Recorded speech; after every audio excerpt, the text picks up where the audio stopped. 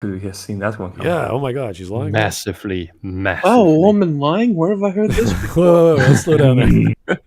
Anyway, good afternoon, everyone. Welcome to Smudcast number 655. This is part 2 of Joseph Campbell and the Nazis, part 2 from Maggie Mayfish.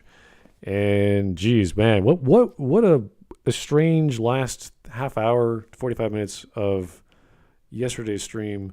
We were pausing every 10 seconds. You're like, whoa, that doesn't sound right. So I'm going to rewind the video to one point she made, and she took a clip from the lecture that Joseph Campbell made, and she was criticizing it. It's in, hopefully that's the whole lecture. I don't know if that's the verbatim copy, but you'll find it in the description. I put it there. You guys can read along. I'm going to read the entire paragraph that she's quoting, and just to see where she's lying, because this is so easy to pick apart someone's lecture and to cherry pick this word and say, well, this is what he said. And it's like, yes, and you're missing what he said about it and who said it and what he's referring to.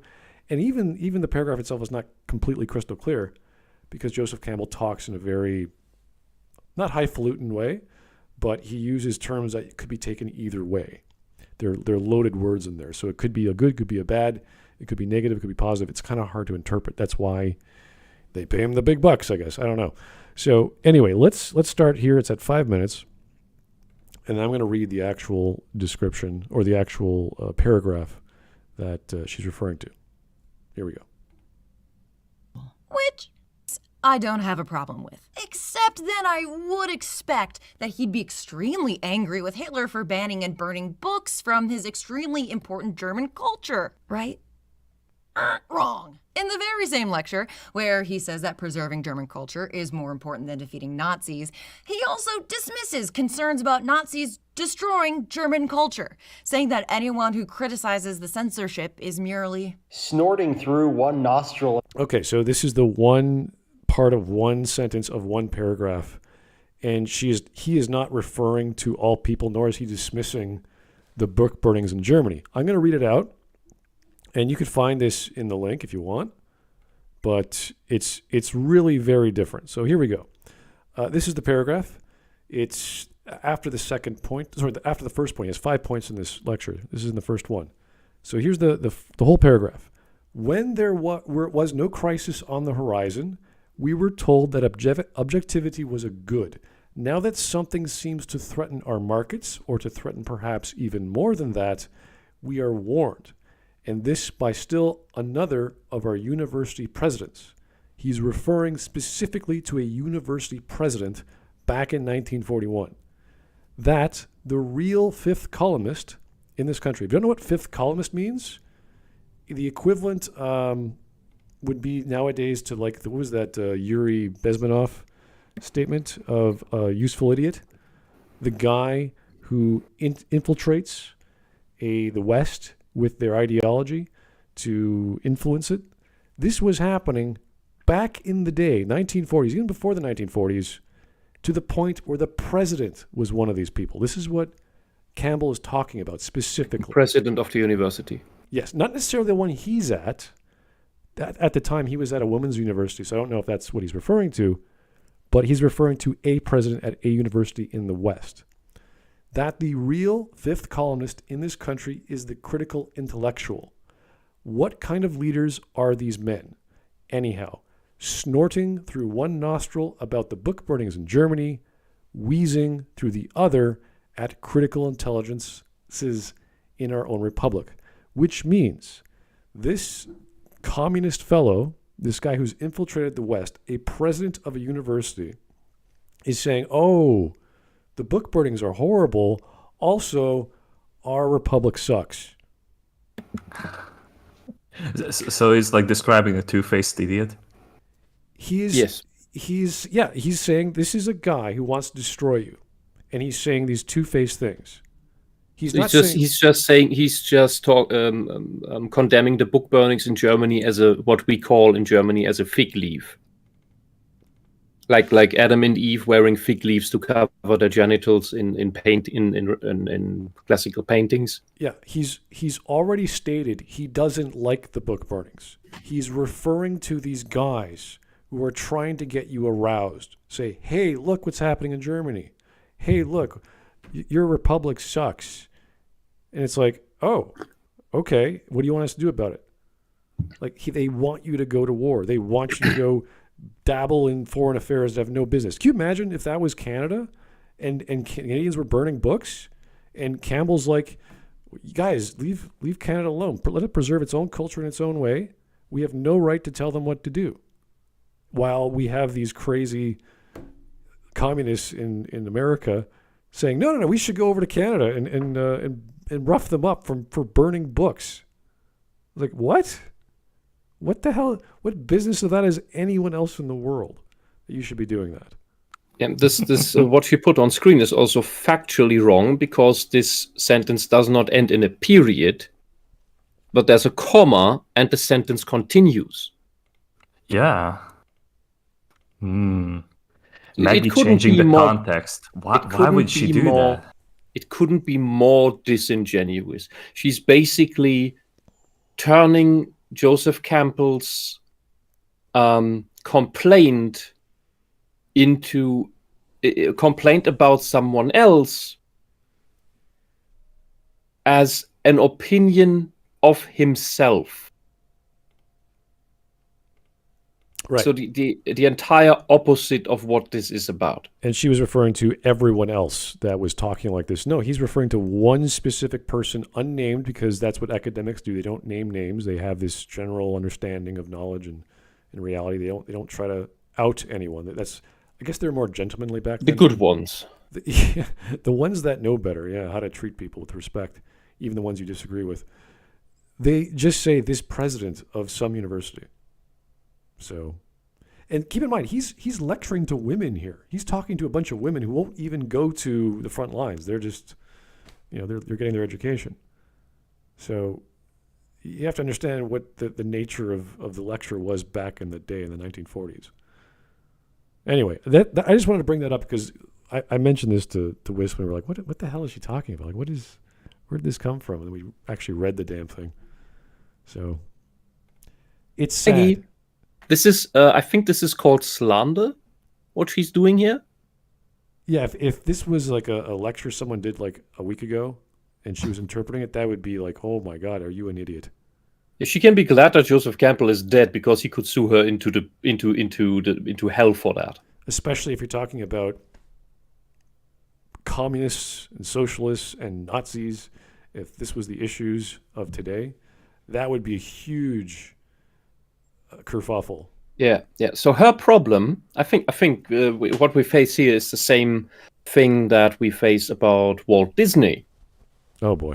Despite his shortcomings, but Walt Disney was he spoke out against the communist infiltration of Hollywood,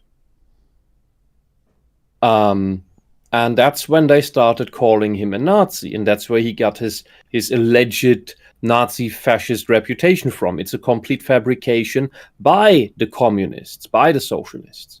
And I think as revenge, because what does the leftist do when he doesn't like you? Calls you a Nazi. For no reason. Just because you're in the way. Because you're not on his side. That's the more extreme case, yeah. In today's... No, it's a standard. It's the fucking standard case. Okay. If you get called that in North America, They do here in Germany all the time, Okay, and Germany, sure. Since Antifa exploded in the United States, it's the same there. Everyone's a fascist, everyone's a Nazi. That's all the left can talk about. It's all this exact slander. And Maggie is now trying to do the same to Joseph Campbell in order to then have the claim that we should, since he is a bad guy, we should dismiss all his works, so that the left can then rewrite things as it sees fit. I was going to say in North America, it's more racist, sexist, anti-LGBT, blah, blah, blah. Yeah, but that's automatic. That automatically means you are far right, you're a far right extremist, you are alt right, and you, of course, then a fascist and a Nazi. That just comes with it. There is no right or moderate right. There's only the far right. There's the left and the far right. The left does not even consider itself extreme. Anyway. But it's just because it's sane. That's sane and moderate, and the right is just always extreme. I just wanted to clear that up. That irked me for some reason because, and it's hard to find the exact lecture. So I hope I got Some reason. Yeah, well, I didn't know the exact information. I didn't have time to read the passage, and I hope I got it right. There could be more to it, but guys, check it out yourself if you think we're incorrect and make your own assessment yourself. That's fine.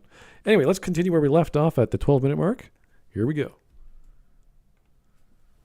Personal biases. And then on the other hand, everything that women, people of color, and other marginalized identities say is considered to be our personal biases, marred by our emotional, unobjective, infantilized point of view, instead of seeing us as people who might have insight into our own oppression. Really? No, Maggie. The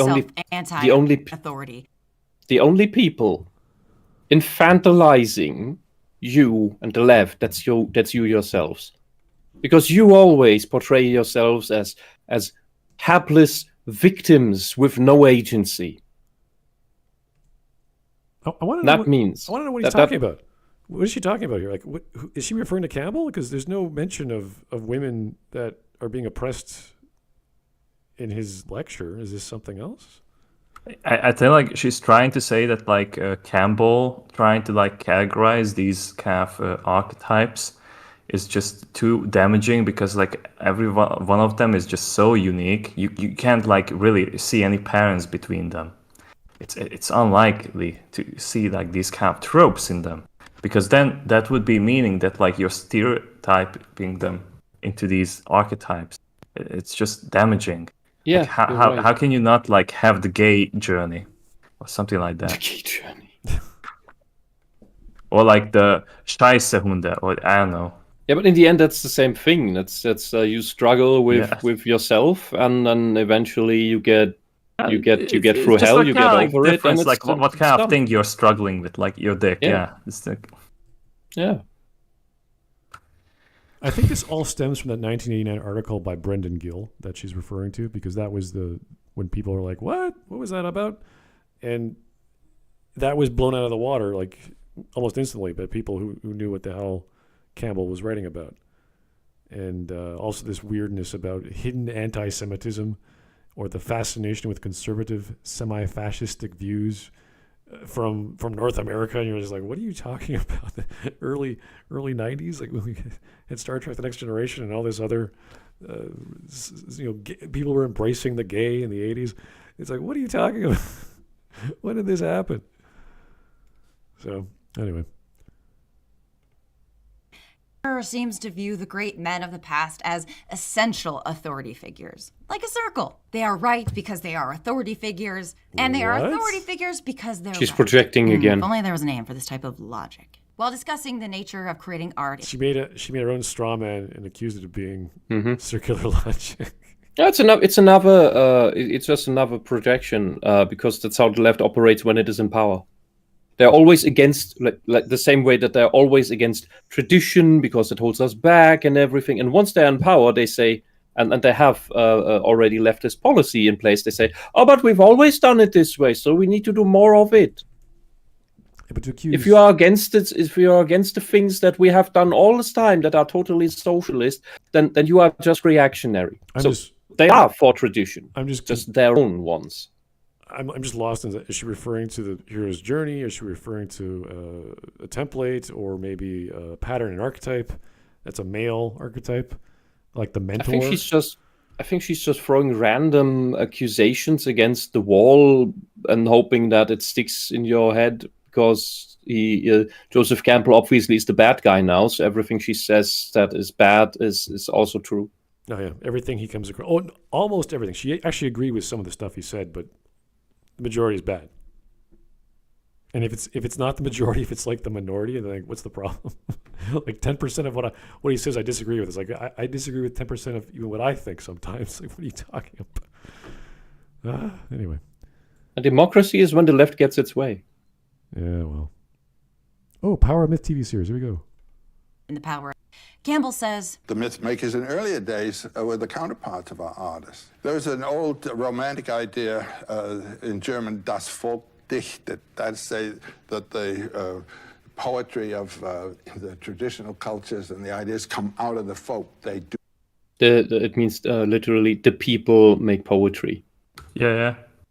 Do not. They come out of an elite experience, the experience of people particularly gifted, whose ears are open to the song of the universe. Das Volksdiktat is the Grimm brothers' idea of communal creation and folklore. So here's Campbell, who argues that there's nothing more important than preserving German culture, smacking down the idea from two people whose entire life's work was to preserve German culture. How is he smacking them down? He's lifting them up, saying they're elites. They actually took the effort to hear all the folklore, to write it down, to spend the money to get it published.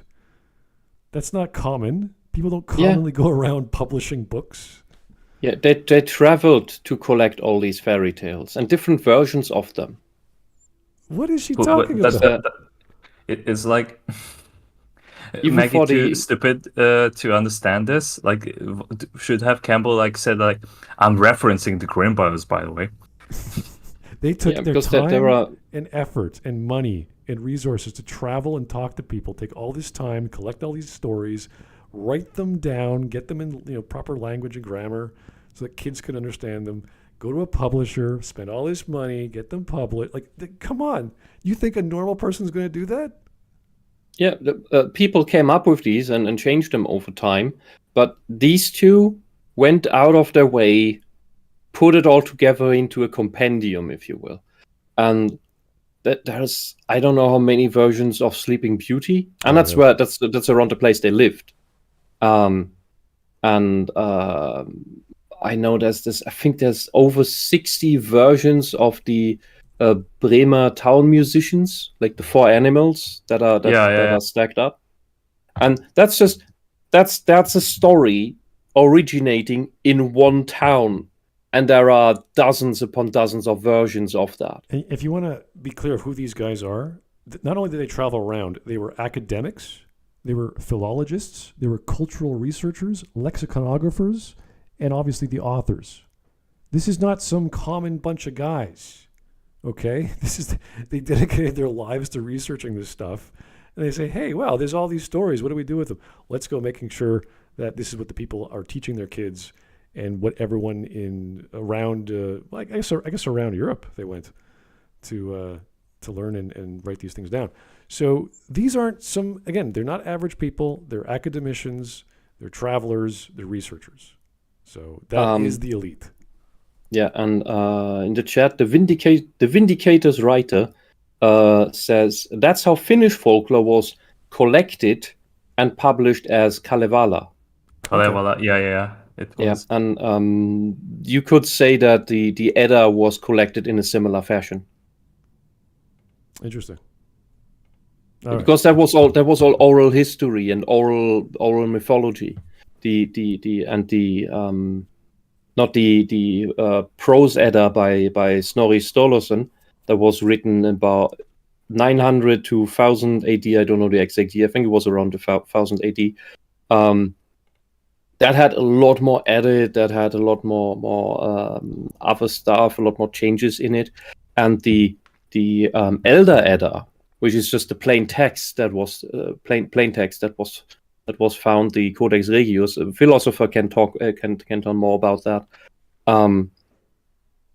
There's very little God stuff in it, but a lot of history of a very few relevant, you could say the equivalent to noble families, heroes' tales, which happened around 0 to 600 AD, somewhere along those lines. Because you can pinpoint that relatively well, because Attila the Hun is part of these stories, and we know when Attila the Hun lived. And I'm assuming they were written down before they got to them, unless they were all or mostly oral traditions. So I'm not sure. It was all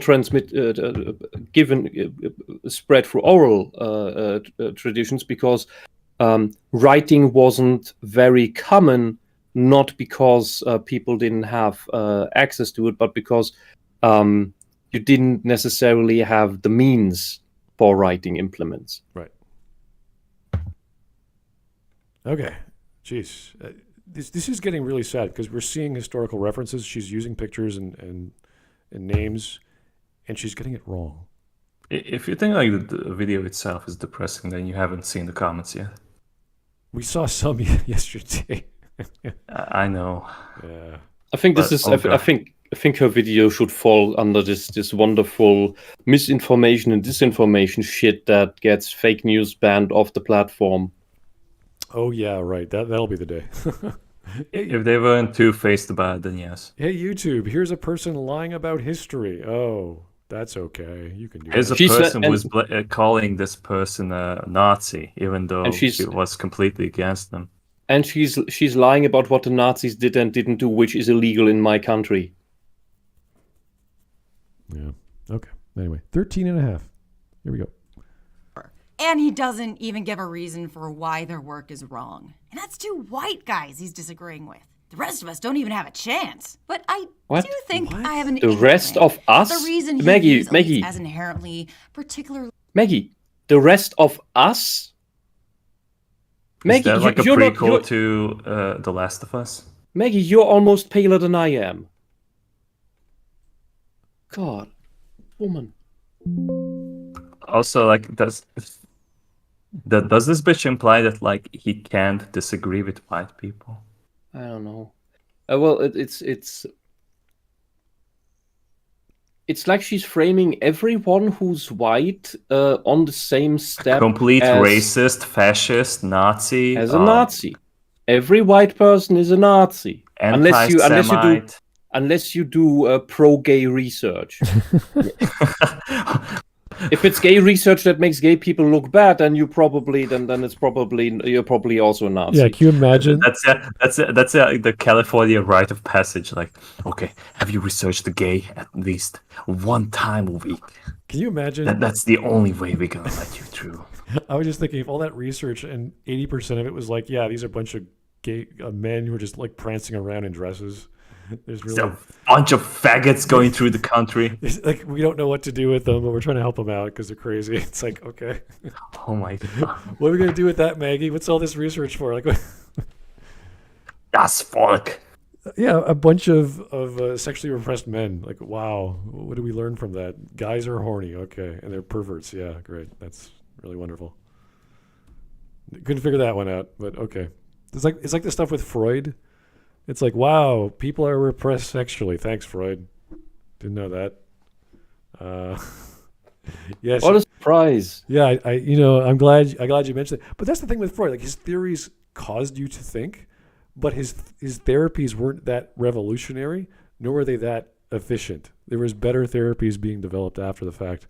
What didn't he prescribe heroin or something? Well, he may have created the range of psychiatry that came from psychodynamic theory, and that was a medical approach to psychology. So when you go to a psychiatrist, they see it as a medical problem. So they imply, or at least they know of some nature of your ailment is empirical. So they're the ones that have to be very careful what they prescribe, because a psychologist can't prescribe drugs. They should be careful with that, but really, I think they know less about what drugs do to the human body and brain than your drug dealer around the corner does. This is why it's always This is my experience with these people. With they just psychiatrists, yeah. throw out their pills.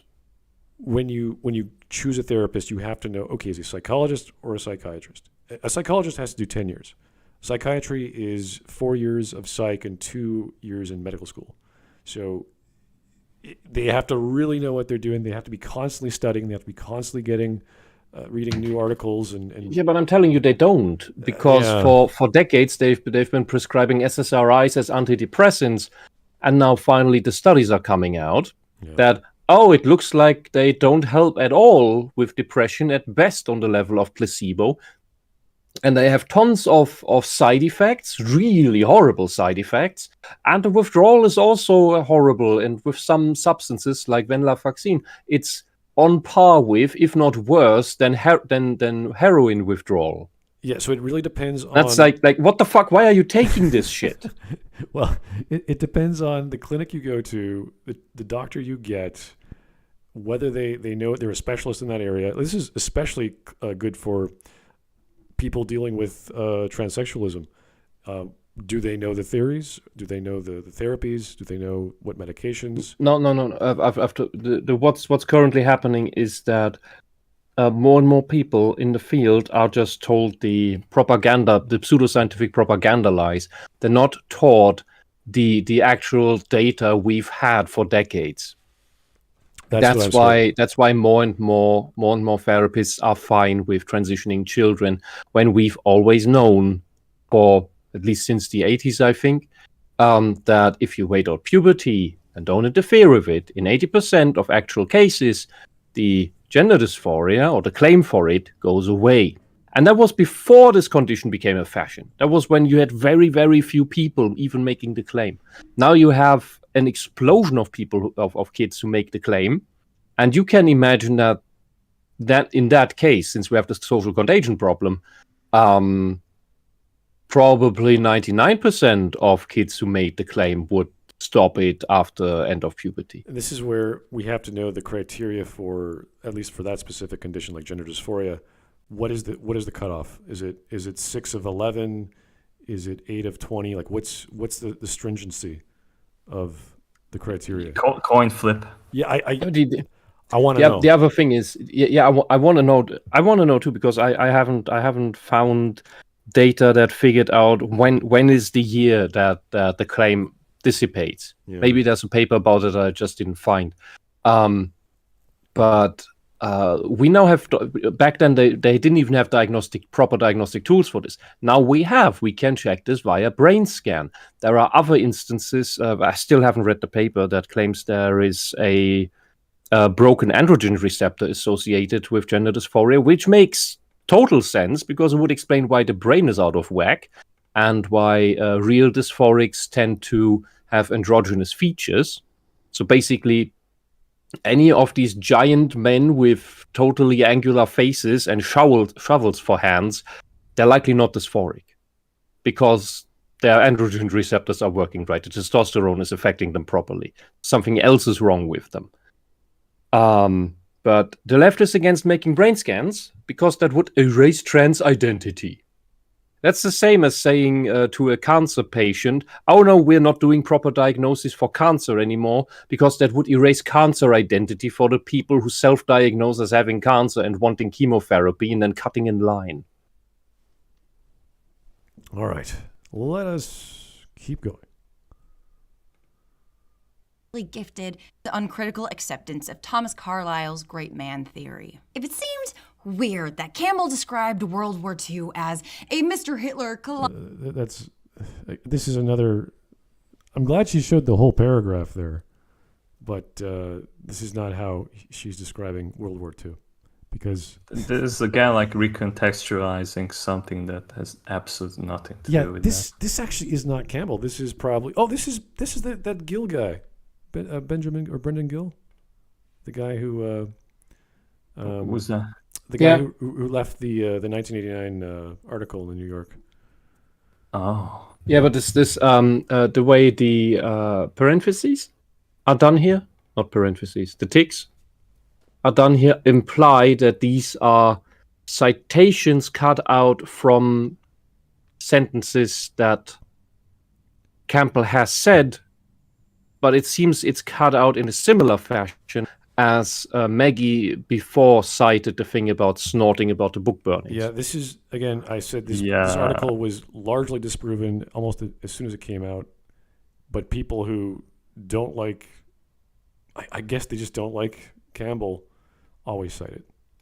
And it's pretty sad, because people who've read this, they go, this is a joke, can't take it seriously, it's just one guy's opinion. And he lost the history lesson that came with the lecture. So, anyway. Churchill. That's because it's weird. But it's also a textbook example of Carlyle's theory, laid out in a series of lectures from the 19th century. You probably recognize this phrase from it. The history of the world is but the biography of great men. And to Carlyle, that is a good thing, and not a cautionary tale about who has written history. Great man logic is, once again, cyclical. Kings are great men because they are kings, great men are kings. No, you fucking idiot. What about the queens? What about the dynasties of women of ancient Egypt and all kinds of other kingdoms? They did horrible things too. They went to war. Number Is one. this about the And in this patriarchy now? context- When did we shift focus now? No. Feminists don't understand that men is first and foremost a neutral term referring to humanity. It's the same way in German. In English, you have the personal you, where you refer to the person in front of you, or the plural, the group, and you have the impersonal you, where you talk about people in general. In German, we have two distinct words for the personal you, which is du, and the impersonal you, which is Mann, but written like the English man. It's small, and just MAN, but it's not written like Mann, the male man, the MA, that's MANN. But the small MAN, that's just the neutrally talking about people in general, humanity in general. And I think this is something similar done here. And at the same time, well, because of the support of, you can also say that because of the support of women, men have the time to make history. And these kind of grammar rules as well. Yes. Isn't that wonderful? Yeah, I can go down the list of just evil women rulers in history. I mean, there's a bunch of lists out there if you want to find them. If you want to go into statistics, women rulers have more often started wars than male rulers. Yeah, they were pretty nasty to their followers. They started a lot of wars. They killed or tried to kill anyone that tried to looked like usurpers to the throne. Even the young concubines. So there was all kinds of horrible things the queens did. Not to say the kings were good too. We're talking about history, a power struggle. Yeah, but the why in Grimm's fairy tales, you have so many jealous witches, basically jealous female villains. There's a reason for that. Yeah, remember that joke? No one expects the Spanish Inquisition. Guess who started that? The Queen of Spain. There's so many horror stories of kings and queens. So the fact that most of them were male is like, okay, yeah, they were bad too. No one's denying some kings were bad. So anyone in power can abuse it. You're right. I agree. Didn't Spain lose most of its territory during a queen's reign? Queen Elizabeth I, I think, with Ferdinand, I believe, expanded the monarchy. I think it lost a lot to them. Is that a joke about don't let women drive? I don't know. I was going for that without saying it out loud, but thanks. Okay. That's what I'm here for. All right, let's keep going. Because they're great. And it's everyone else's job to obey. There is no act more moral between men than that of rule and obedience. Woe to him What the that fuck is the claims soy boy obedience when it voice? is not due. Woe to him that refuses it when it is. And to Carlisle, the only person who deserved this obedience is your king. Okay, this is taken. What the fuck, Maggie? This is why I keep saying, Maggie, you need to live under fucking socialism. You should have grown up in East Germany or the Soviet Union or Cuba under Castro or any of these other hellholes to know how much your shitty, depraved, horrible, tyrannical, despotic, corrupt, delusional ideology. This is. Can we skip to 1725 because that's when it's gonna talk about the monomyth. Okay, yeah, I just want to bring up that we're talking about, Carla's probably referring to the monarchy or feudalism, which is a little different than nowadays of any other modern governmental system. So, yes, I would say the lords of a land or an earl or a duke they swore fealty, they have to uphold their end of the bargain as the king does as well. So if you both agree on a contract, the king's going to protect you and you're going to provide resources to allow the king to do so. When you are called to war, you better darn well go to protect your land and your people. That's kind of the point of feudalism. So I want the full I want the full context. She's just referencing one point. Yeah, and her entire thing about ranting about the evil power structures, the dictatorship, the tyranny, and while she is the one pushing for socialism, which does that on steroids, and it contrary to most feudal lords, because most feudal lords you've never heard of, most kings you've never heard of, because they were unremarkable, meaning they didn't do anything exceptionally amazing, but they also didn't do anything exceptionally horrible. They were just there. Yeah. That means everything ran well. Everything was okay. Anytime socialism takes over, everything is just horrible and people die and starve and shit. Maggie, you believe in bullshit. You are as bad as the fucking Nazis, just in a different way. You're horrible. You're brainwashing Bint with no brain cells. I always like the architecture of Europe, cities and old villages, because it shows, like especially in Italy, you have these little villas that are essentially forts. They're like little castles, and they're all throughout the land. And this is just like some people are still into the concept of a monarchy, that you have your own little land. There's a big guy on top. He takes care of all the marauders and all the barbarians. They build the walls, and you start to prosper.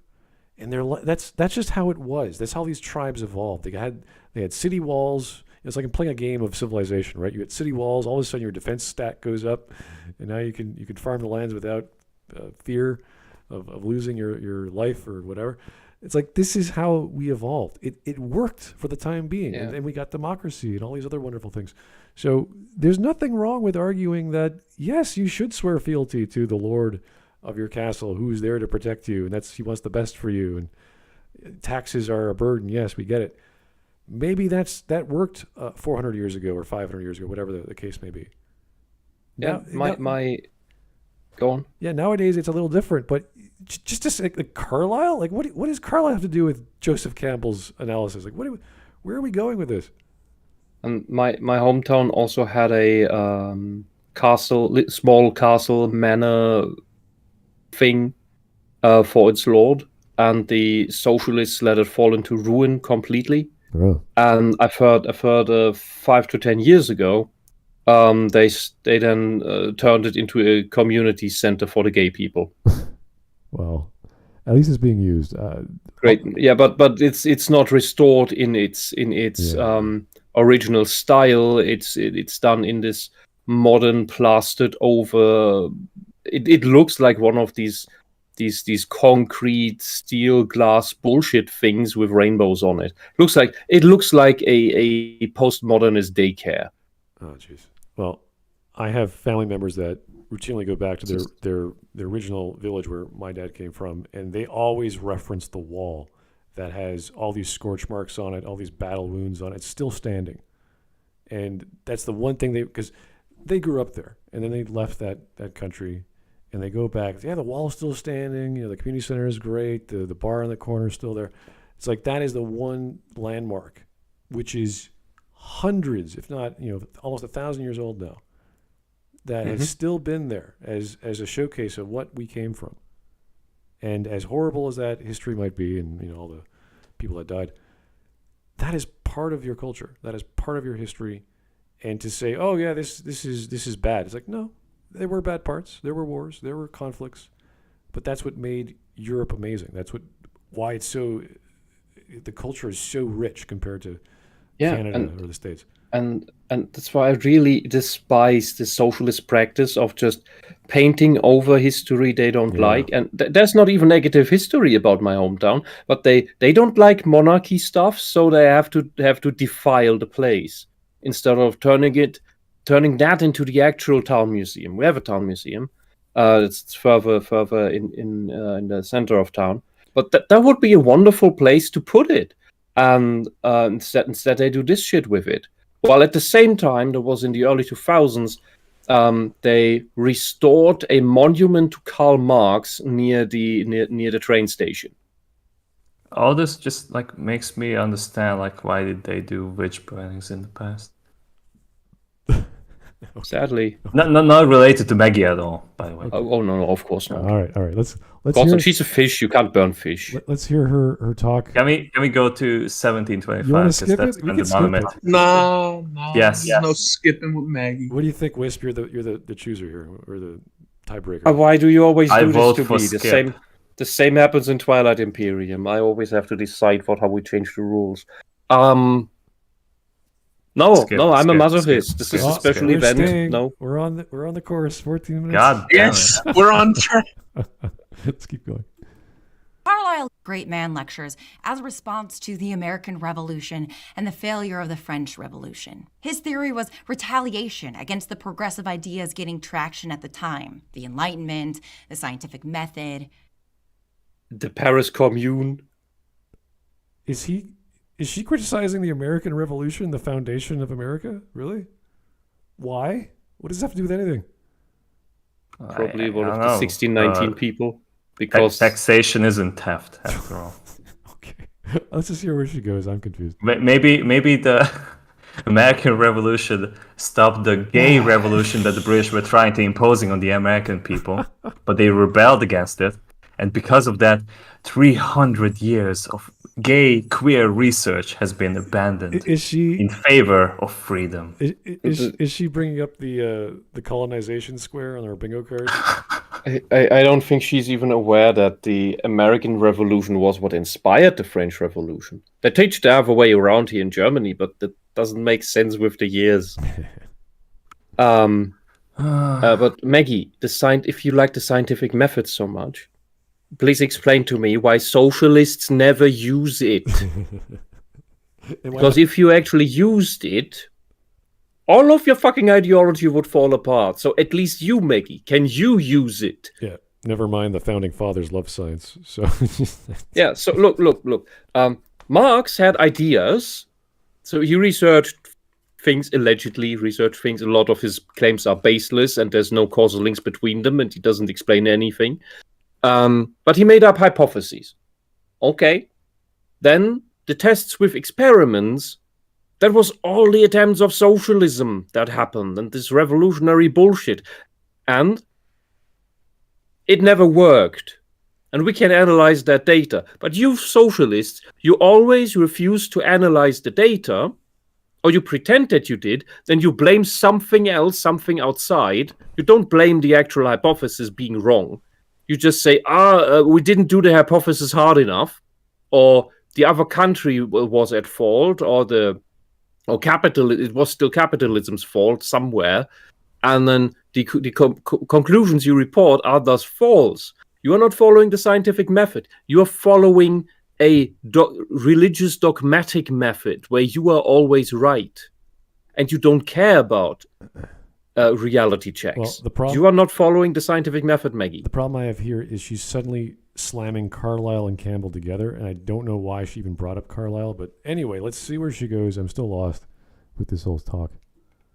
Democracy and the separation of church and state. Both Carlyle and Campbell ignore that their great men or hero kings must constantly reinforce their own power through violence, occupation, and active repression. Not necessarily, that includes no. things like burning books, executing dissenters, and rewriting history to justify the righteous. Maggie, that's what your fucking ideology is doing! Wait a second. Are we talking about the American Revolution? I don't know. I don't know everything right anymore. now. That's why I wanted to skip ahead. Just talking about all of history. Just to Maggie, entangle them. All men just burn Maggie. stuff. Okay. That's what your fucking shitty communism is doing. That's what Orwell was writing about. That's what Stanislav Lem was writing about. That's what Solzhenitsyn was writing about. That's your fucking shit. You have nothing between your brain but dogmatic garbage. But because Women men talking. are leaders, therefore they occupy and put people into camps and go start wars. It's like, do you want America to happen or not? Like, what do you think founding a new land and making a country is all about? You think you're just going to sign peace agreements with the natives and let them move in naturally? If we want to be pedantic, we can also count up the days of how much time did humanity spend in war and how much in peace. and I think peace will win. Well, look at the left leaning movements of the past few years. What they did to societies, to cities, they're burning down stores, public and private property, in the name of some black guy who got abused by a policeman improperly. Yeah, and so they rob and burn down and kill black businesses and black business owners. Yeah, what is that? Congratulations, you're helping the black people by killing them. Gorgeous socialism. You're on your A game. Is that the work of men? No, it's work of everyone in the community who wanted to light shit on fire because they're weird and angry. Well, a lot of them were men. Yeah. This is like, what is she getting at? Men She start wars. says she lives in her fancy little fantasy world where all the bad things are only done by everyone else and never her ideology. Queens would never start wars. No, they would never hurt their own people. They were always good. They were always kind. No, Katharina wasn't. It didn't happen. No, of course not. Yeah. Good Lord. Their own power. Throughout his career, and especially in The Power of Myth, Campbell talks authoritatively about stories. Because he is the authority on story. He's always been the authority. There's no other guy. A big D. He is the big man in charge when it comes to stories. Like, why are you expecting, like, it's his own fucking book and his own series as well? This is like saying Aristotle talks authoritatively about logic. He invented the damn thing. What do you think he's gonna do?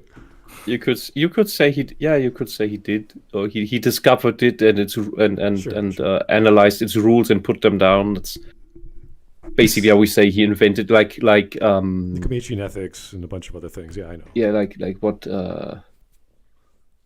Apple guy. God, my brain. Newton. Isaac Newton, he invented gravity in the sense of that he discovered its laws. Yeah, I was about to say like Ligma, like Steve Jobs. I was going to say Steve Jobs too. I was like, Apple? That's a wrong Apple guy. The iPhone? That's a bad Apple guy. It's too bad Steve Jobs got Ligma. Wozniak? Well, okay, never mind. Yeah, because it's gravity was always there. So by inventing it doesn't mean that it's just a poor choice of words. Doesn't mean you know what, like he made compared to like how Campbell is doing the interview in that Power of Myth series. Compared to that, like whatever the fuck is Maggie doing? It's like downright like Hitler speech. Like kind of like trying to belittle everyone who isn't going forward with this big gay ideology, or doesn't want to bash if you don't want to bash a fascist, you're the enemy. It's like, okay, if you don't want to like aggressively just like go and choke people just out of like a complete like minor difference in thinking, like what the hell is wrong with you, man? Yeah, the way Maggie talks and with her cadence, with her haughty style, with her emotion, in all her slander and agitation, it's like a preacher in church who's trying to get you to fight the crusade or something against the infidels. And the same way Hitler, you are right, Hitler worked the same way, because Hitler's speeches were basically religious agitation. Okay, Maggie, this is why socialists specialize in agitation and propaganda. Maggie is guilty of both here. She's not just spreading propaganda; she is also agitating. I like the next sentence she says, in a way that you think he's read every book ever written. I'm like, well, I wouldn't. That's kind of what his goal was. That was his plan for the next 30 years of his life. Compared to Maggie, who probably only read her TV magazine. Oh, like the kind of like accuracy that like without stuttering, like Campbell can quote things that happened to him 60 or 70 years before, and like this is like when the guy was like, was he like 80 around this time? Yeah, like he was 80 years old, and he could quote to moments of his life, and he was like talking with these people in person. with these like big names in literature. Yeah. Compare that to Maggie, who's probably just reading this garbage script that she has, probably not written herself. Probably like some slave worker was doing that for her. Yeah, if you get a letter from Carl Jung about Yeah. your book, that's pretty impressive. I'd be impressed if one of them- You remember that? Yeah. So, but anyway, Joseph Campbell, not the authority figure. Okay. He's just a in a way that guy. you'd think he's read every book ever written and heard every story ever told. But this ignores that the vast majority of stories throughout human history have been lost. 90% of medieval heroic manuscripts have been lost. What is your Seven- point? Why is like That's that's not the point, you irrelevant. bitch? Look, that's so. Why is this irrelevant? Because we keep finding old stories. The best example is the Enuma Elish, where we keep finding new chapters once in a while, and it still follows the same rules. You mean the Gilgamesh?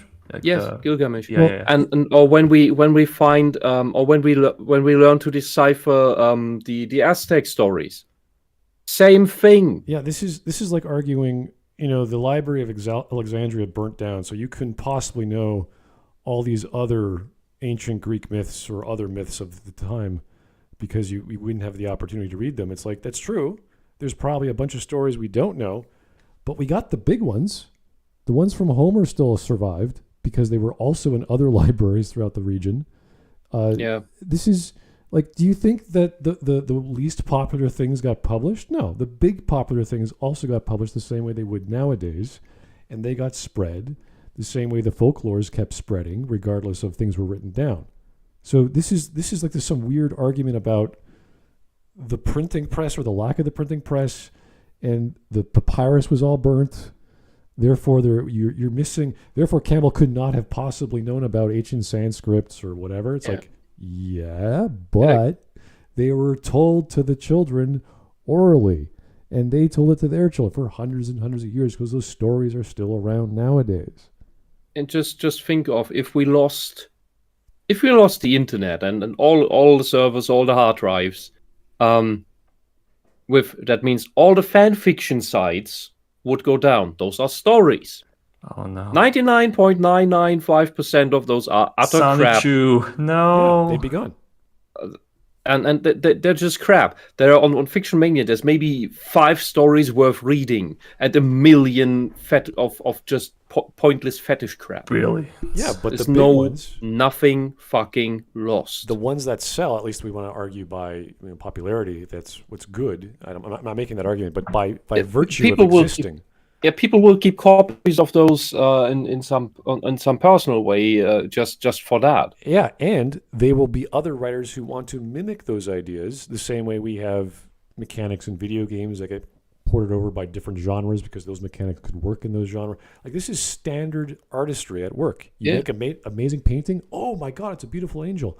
I'm going to make a sculpture just like that. And then it just keeps going. This is for this point, Sturgeon's law comes into place, where basically 90% of everything is crap.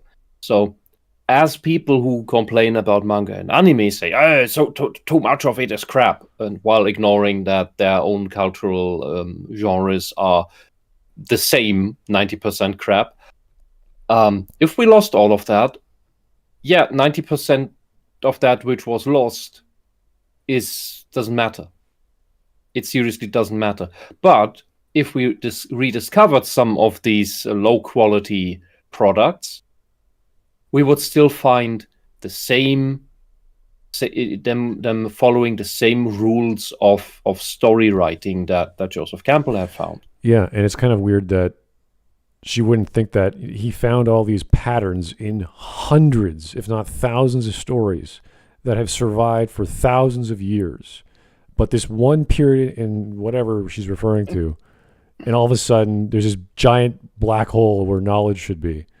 And you don't think that the stories of those days would also be very similar to the monomyth and patterns of the 3 or 4 act structure?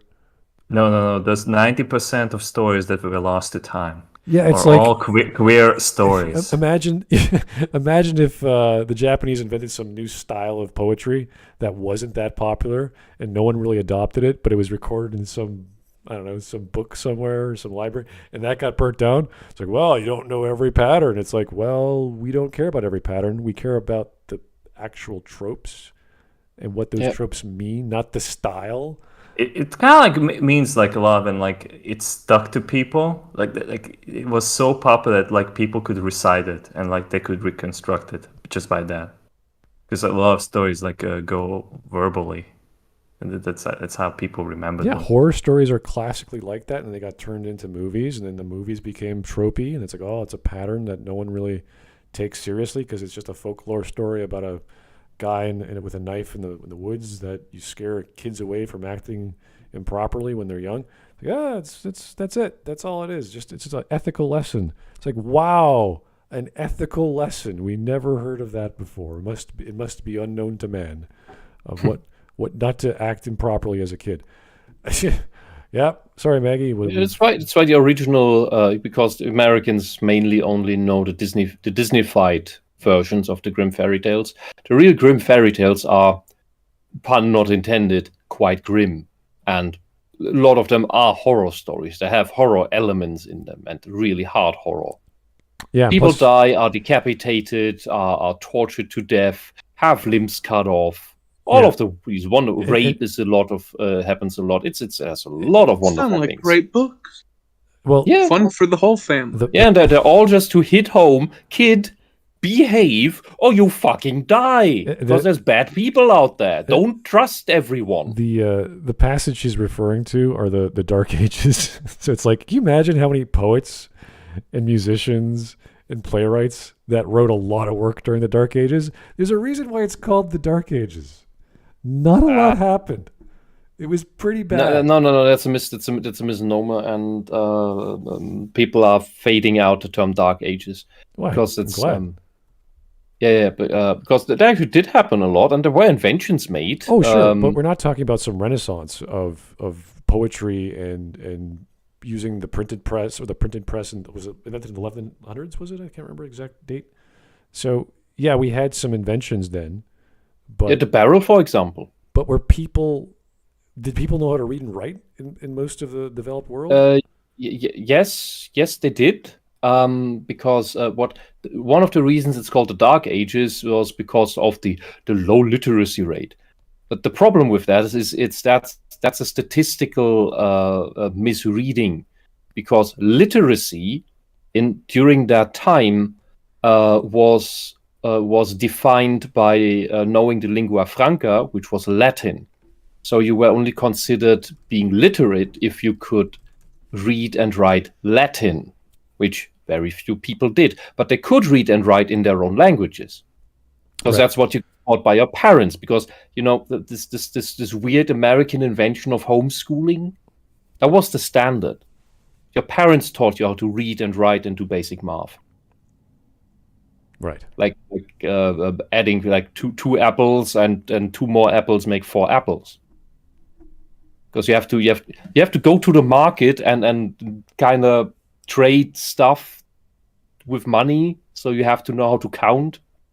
The entire belief that everyone was completely dumb and didn't know anything, that is just bullshit. All right, let us keep on going. We're not even past 16 minutes. Okay.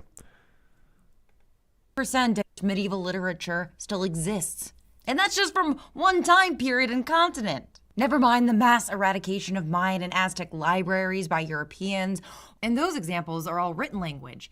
How do you even calculate the loss of Cortes oral did nothing traditions? wrong. Like Maggie, the Celtic traditions and stories are completely lost because Rome killed all the druids. As they should have. Yeah, but it's gone. We basically know the fewest remnants of Celtic beliefs and stories. This is basically nothing left, and it's similar. It's similar with the Germanic Norse mythology. If the Edda hadn't been written, we probably would have basically nothing.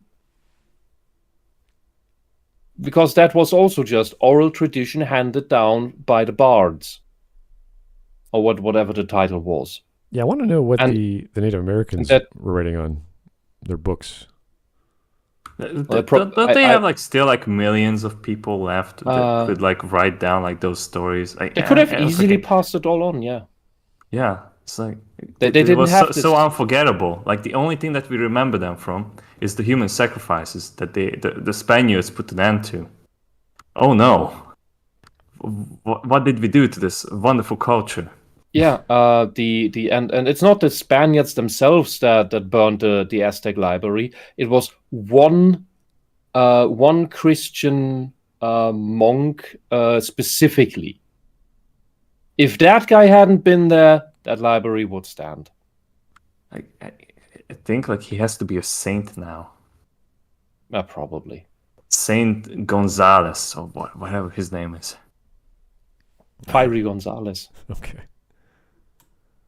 with the speedy fire. Those American peoples. The sheer amount of stories that we have lost far outstrips the ones that remain. But even as someone who should be aware of the patchy nature of the literary record, Campbell still feels comfortable claiming that his hero's story is universal. It is. Yes, because Yes, because that's like, what I it's said. stuck with people, and it Yeah, that's doesn't what I need to said. be like some kind of like small shit that nobody remembers for. Because like if the story is powerful enough, people are gonna remember it. They want to like write it down and like for later generations to know about it. But those stories that were lost completely, and that means that like you genocided an entire nation, all the people from that culture. Like the kind of destruction is kind of rare to happen, but like nobody remembers that shit. Which is Yeah. indicative of Every- the argument that this is a universal thing, despite the destruction of other stories or whatever else was in those libraries. This pattern has been around for thousands of years. It's still going to be around until I argued last video, until humanity gets past this age of struggling and change and growth, that every day you could change yourself into whatever you wanted, that we wouldn't have these same conflicts, we wouldn't have these same plots, we'd have different issues to deal with. But that's like science fiction crap. I don't even know what's going on. Also because human nature requires this struggle in order to mature. It is natural for us to do. This is one of those weird things. Which We need the hero's journey in order to turn from tadpoles into adults. Yeah, it's one of these things that I hate using these words like natural and pure, but it is part of our human history that we need these morals to be repeated to our children, that these lessons cannot be forgotten, or else we're going to decay and destroy ourselves.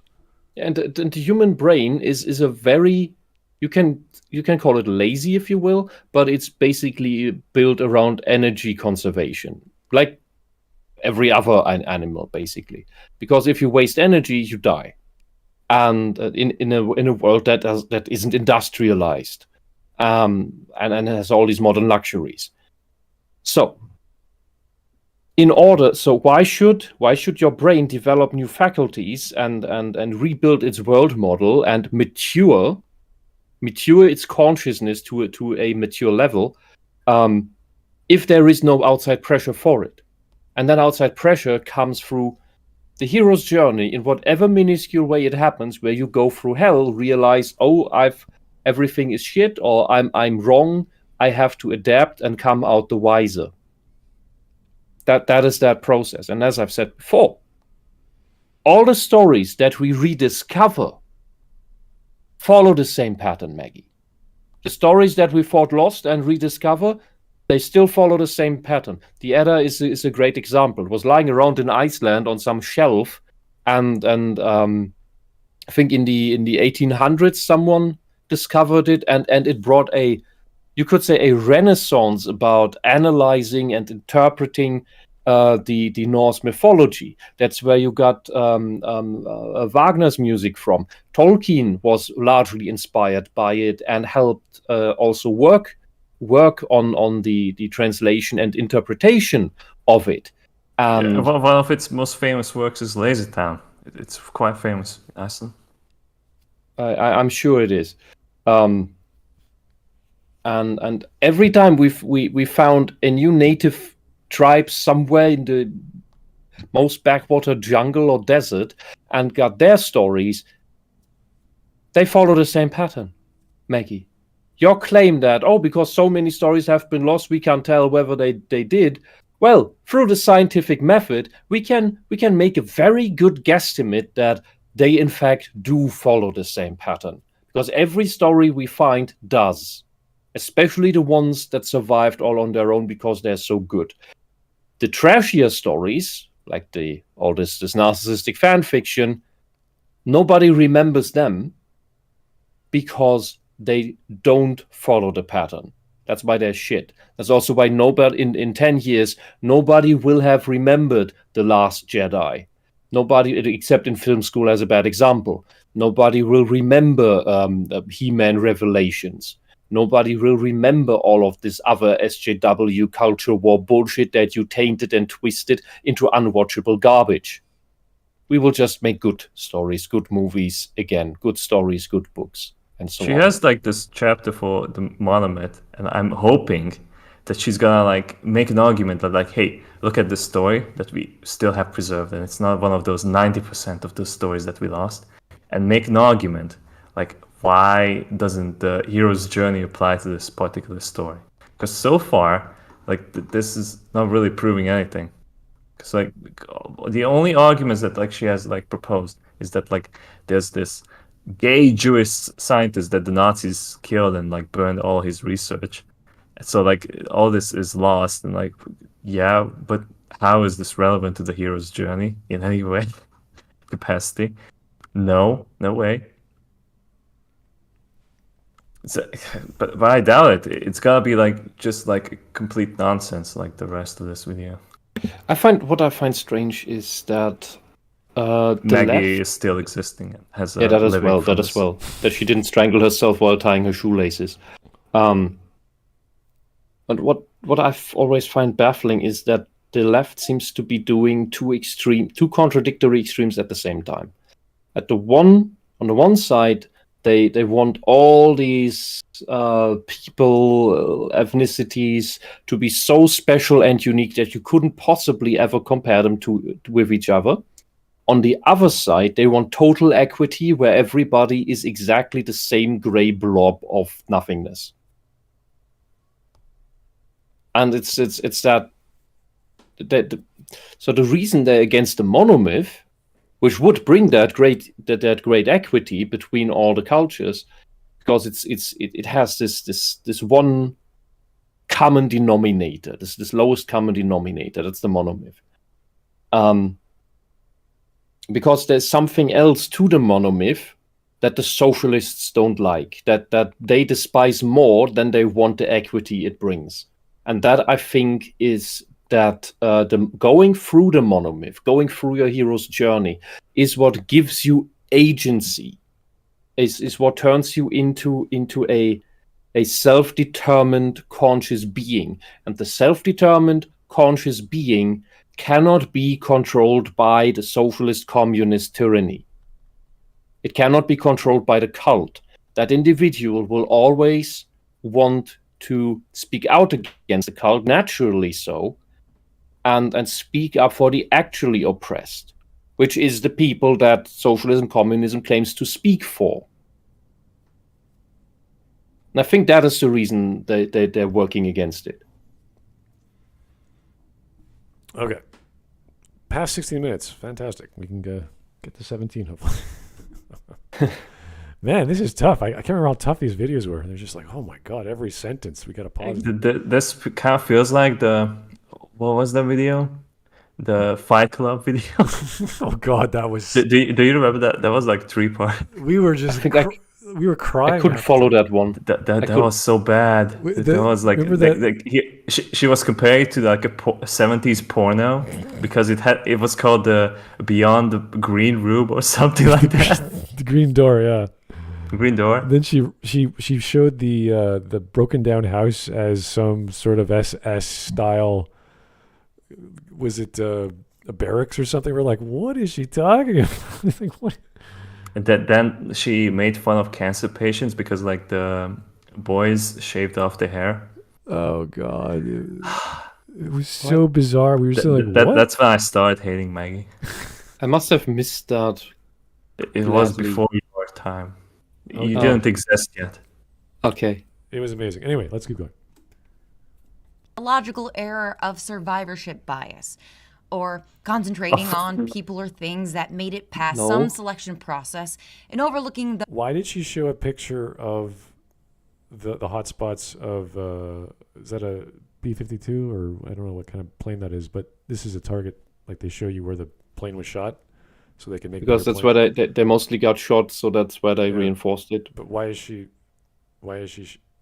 Is this just a clip from the thing? It's what she associates with survivorship bias. Okay, whatever.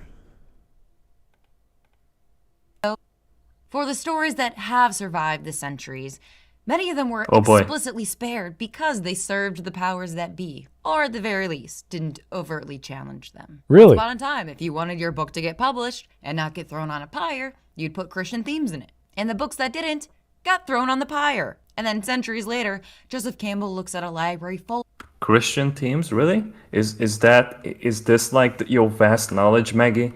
How about like the Asian literature? Like There was no let's say, history like, outside Muslim, of Europe. like anything outside of Europe. Seriously, like No, it doesn't exist. How to Everything- like ruin your entire sentence with just like one phrase? Everything outside Europe was either good or didn't happen. You know who bought the printing presses? We made it up. Vrya came up with this one. You know, it's not surprising that the church bought the printing presses and started publishing their works. And that was, generally speaking, the most important book of the time was the religious text. So I don't see this as any big surprise that they would also be publishing other religious texts of that same nature or denomination. Whether there was freedom of the press back then, I mean, who the hell knows?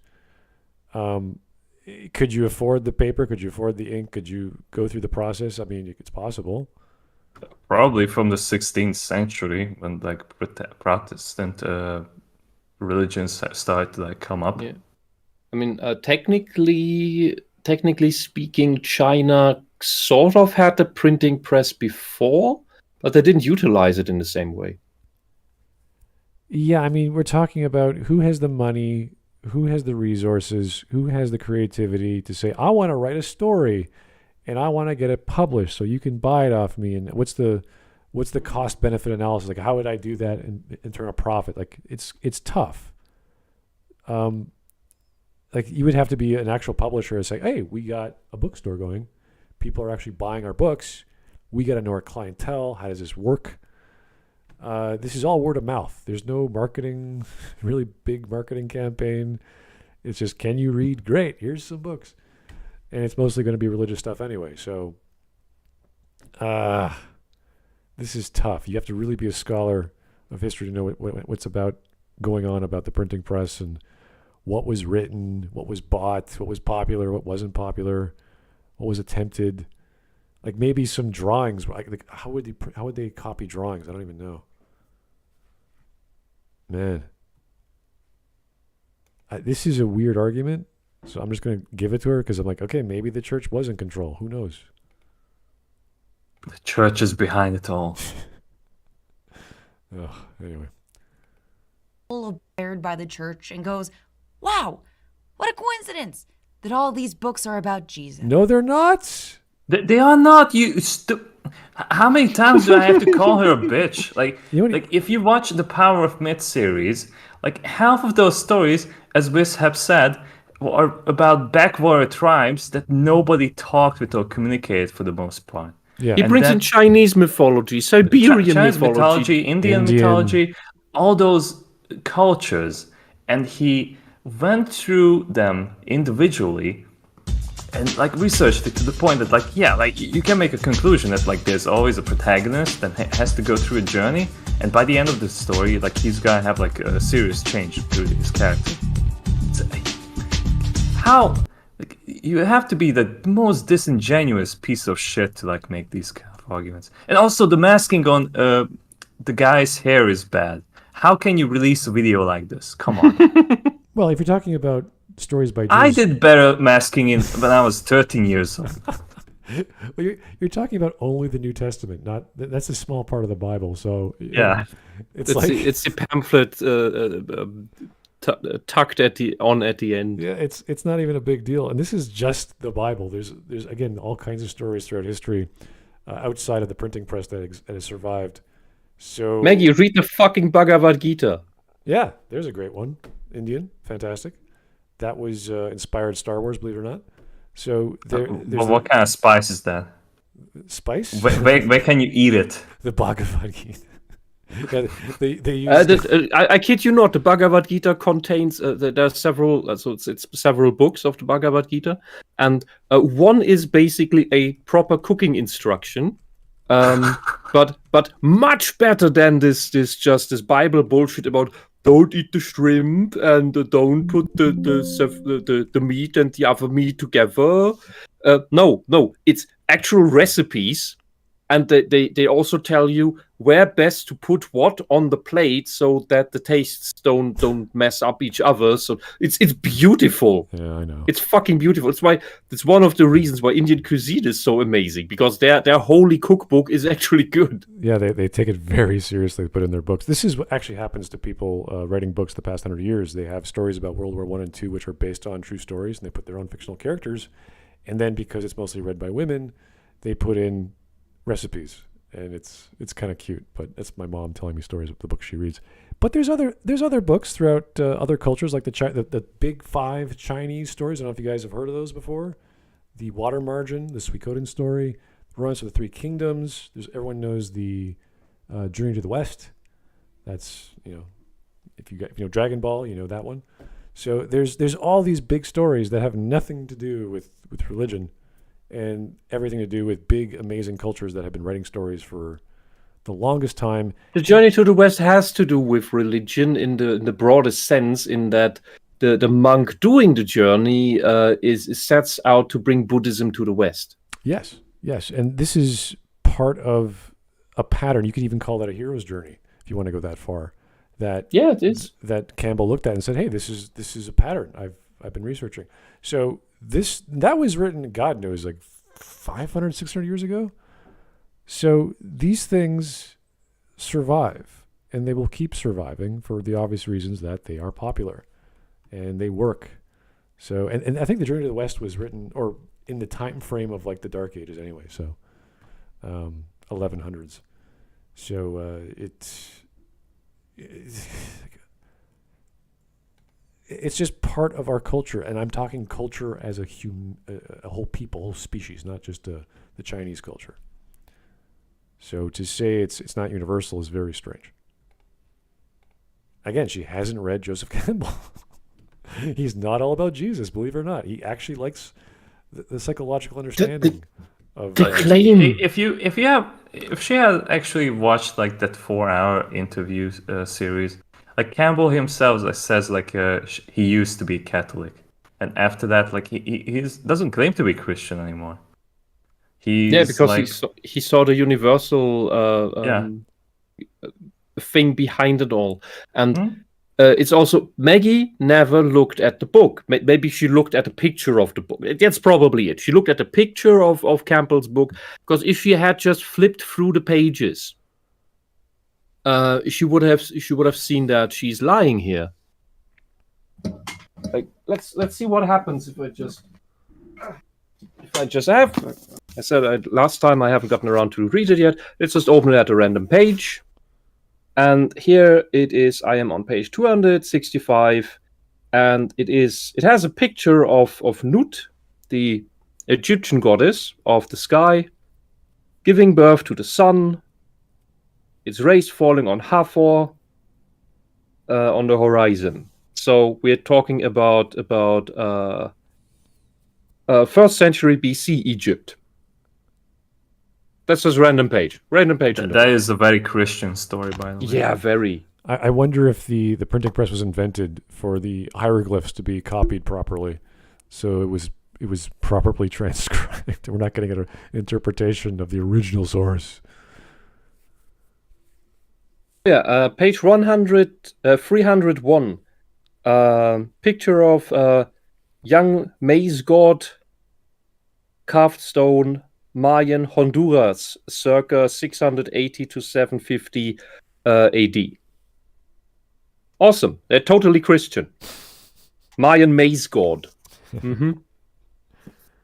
Awesome. Yeah. All right. You bloody lying. Anyway, we're at the 17-minute mark. Let's get on with it. In folklore tradition, it's the people who tell stories, communally creating meaning as a society. But in a society led by a great man, he is the one who says which stories are valid and, more importantly, what they're supposed to mean. Joseph Campbell, the believer in the great man theory, the maverick, I see myself as a maverick. sets himself up to be the ultimate great man story. Let me take other Oh my god, sociologists. Joseph Campbell said like he sees himself as a maverick. Does that mean like the Mega Man X Maverick? Oh Yes. no. Oh God, he's mad. He sees himself as an aberrant. Oh my god, Joseph Campbell is Sigma. Can you Yeah, but He's got the Sigma virus. This also shows that Maggie doesn't understand what the word maverick means, because now he is for the Top Gun. the hyper conservative patriarchy rule from above that is the ever unchanging power structure. But he's also a maverick, which means he's going against the rule. He doesn't care about the power system. Yeah, this is like saying, C.S. Lewis was just so one-sided, or other people, big names at the time. I'm trying to think of like the 30s and 40s that might have been around at the time that we can compare to Campbell. And it's like, I don't think there's any sociologists at the time that were as were doing the same kind of work that Campbell was doing. I can't think of any really. So I would imagine if he's teaching a bunch of women all these crazy ideas about history through myth, that's pretty unique. I don't know if that would be like a popular topic to get a degree in, like to go to this guy's lectures. But if you're going for sociology, that would be an amazing insight into humanity. Whether or not that would apply to you being a full-time academic. But it's kind of like going to a Peterson lecture for your master's in psych or whatever you're studying. It's like, holy shit, this guy's amazing. I don't know how I'm going to apply that to my practice if I ever get out of here. But I want to, like, people were crying when he left the professorship because they loved his lectures so much. They were learning so much. And he did give advice on how to better be work in your therapy.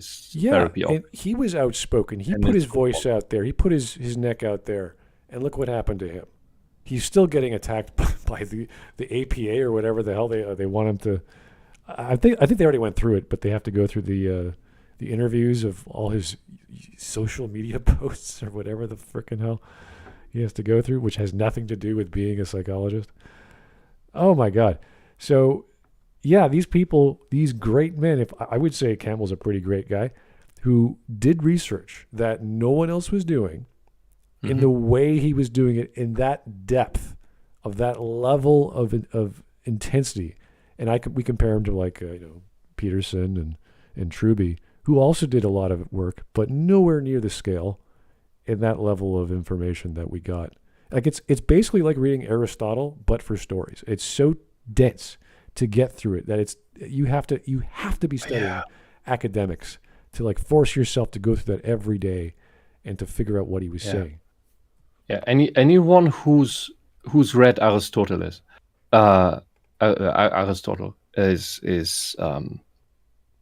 it's like one thought put in one sentence that is 1.5 pages long. And you have to then, once you have that sentence in your head as a whole, you have to take a break and let it settle and let it process before you can go to the next sentence. Even if you go back and reread reread it. It's so dense. Yeah, when you go back and reread it, you're like, did I just read this? I don't remember reading this. It's just like so hard to grasp. But you do it again. And that's why I'm in my better days took time with reading Aristotle. It's fun. It's stimulating. And it's good stuff. Like really, it's not. Aristotle's works are not hard to get. Get them in a small book. Personally, I find it easier to read in actually on paper than on a screen or on an ebook. But it's also, you can also find his works free online everywhere. So, but it's one of these things I'd say should be core reading for every human being on Earth who goes through school. Well, who has access to education. You should read Aristoteles. I've read a lot, but maybe not every person. I would say start with Plato, because that's way easier to read. No. Start with Plato. Then go to Nicomachean Ethics. Then you'll be fine. Plato goes off the Plato goes off the rails. Theology first, then go with this. Oh. Nonsense. I would say when you're in your teenage years, then you're bright enough to read Aristoteles already. So. And I think Aristoteles and Socrates are a good foundation. And from there on, you can then move anywhere else because you have something to actually compare others to. You have something sane. Like Jesus. You can compare Jesus to Aristoteles, no problem. I don't see the problem then. All right, let's try and keep going here. Storyteller. This ultimate great story, his monomyth.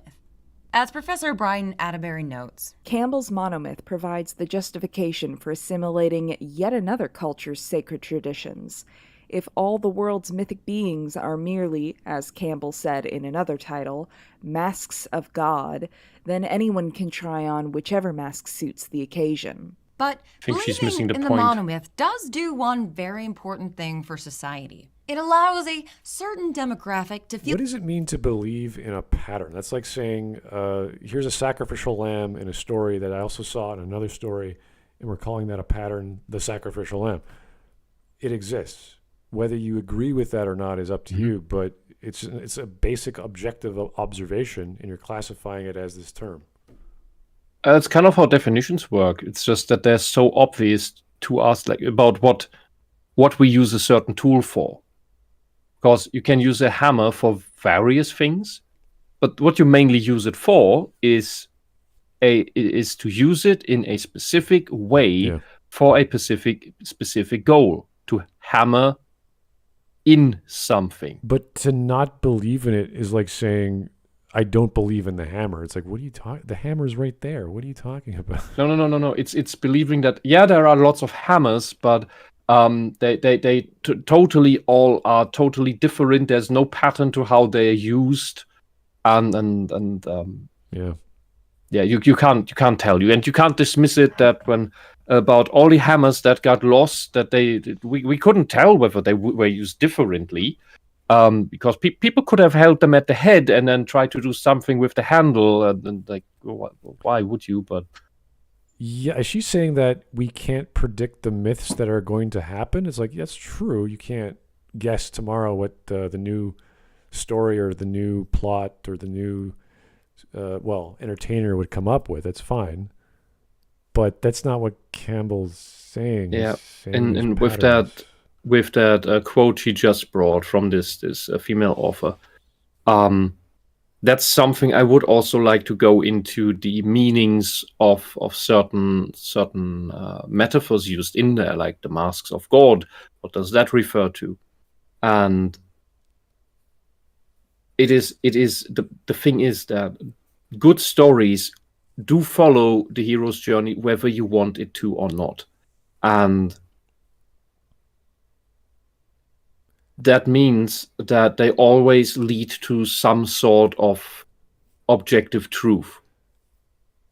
Something so fundamentally true about life, about existence, that brings you forward. The story should be, and that it should. Yeah.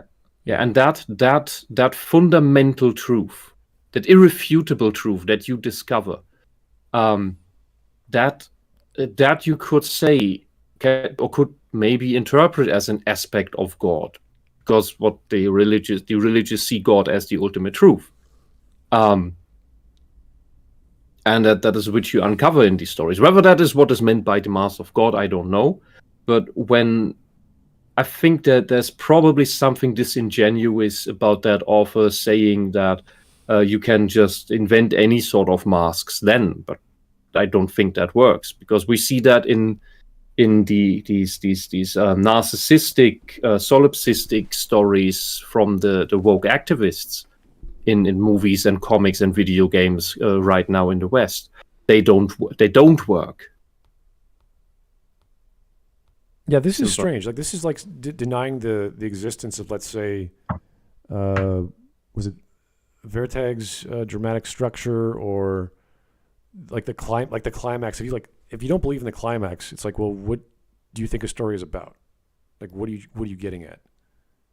What is Maggie's understanding of what a story is, that there's no other, like, if you write a story and I write a story and they're very similar, does that mean we were copying each other? Or maybe there's something intrinsically human about the way we write stories that's similar, that is undefinable, that is always going to be there. And to point that out is not wrong. That's just pattern recognition, going, look at that pattern. It's the same as that one. So I don't get this, if you don't believe in it, that's fine. It's like, well, if you want to deny reality, it's up to you. But the rest of us can have, we may be stupid, but we're not blind. You know, we see a red ball over there. We see a red ball over there. We go, what's this spherical pigment object that we seem to be looking at the same thing in two different ways?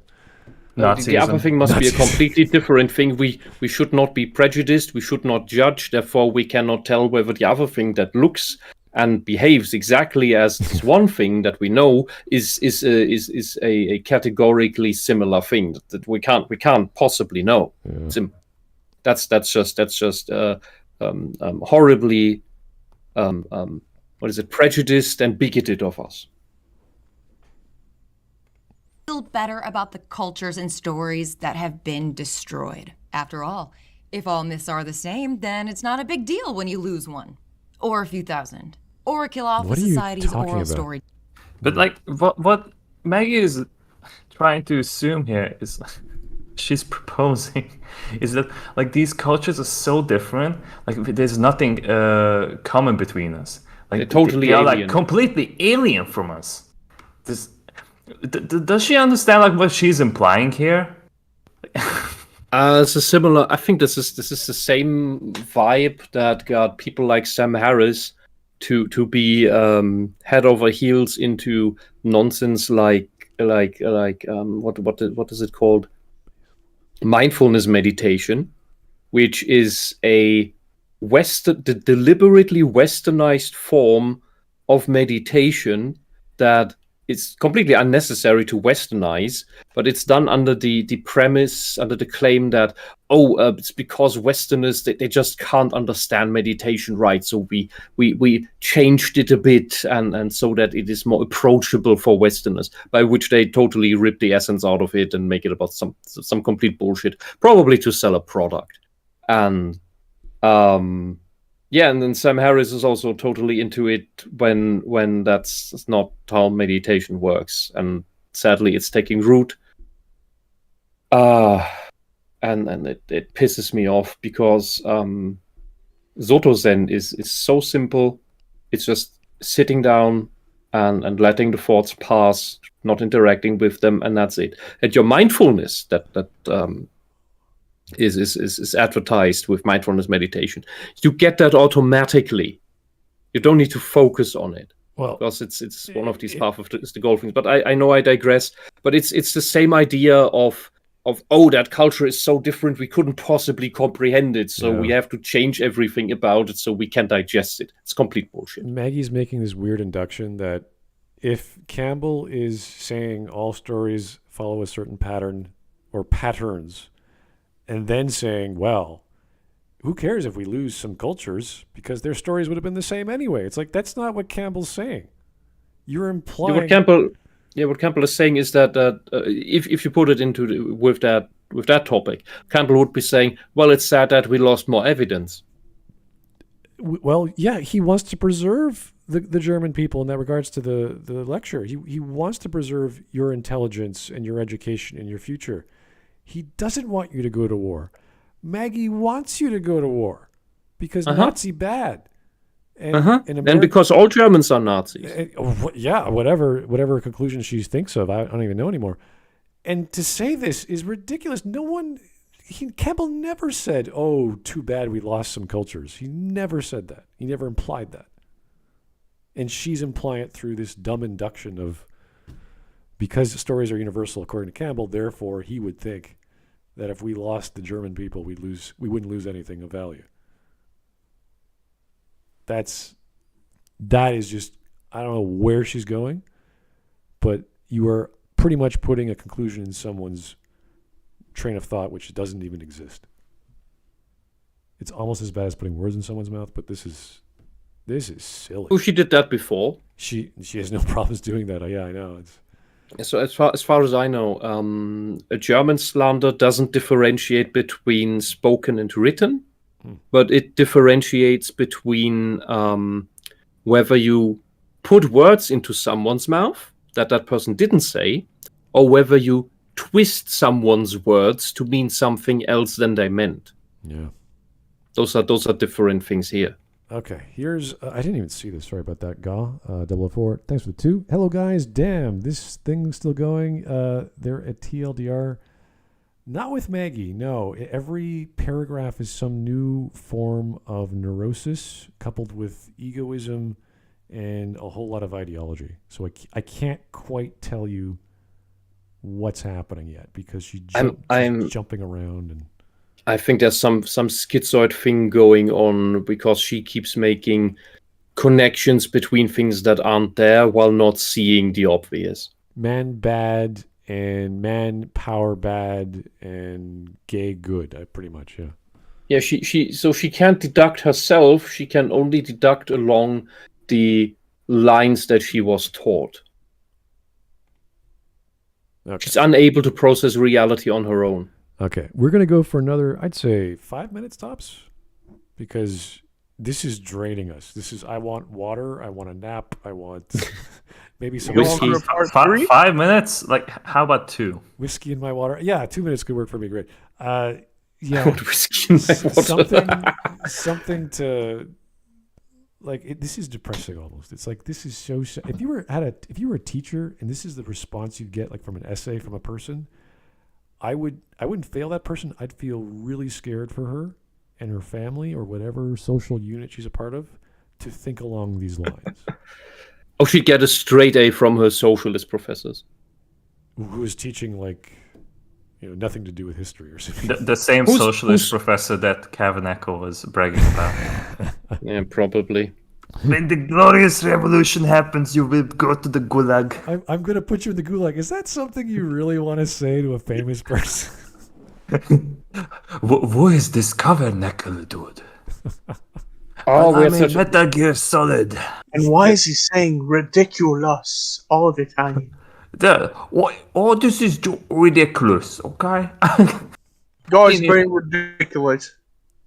All right. Anyway. Oh, we had such a case about a German teacher in the school the other week, where there's footage of, or at least the audio recording, and so one of his students was disagreeing with him about politics, and German teachers are supposed to be apolitical. They're not supposed to take a political stance, but of course the left is completely ignoring that and telling the kids to be left-wing and that conservatives are bad, that they should join left-wing organizations.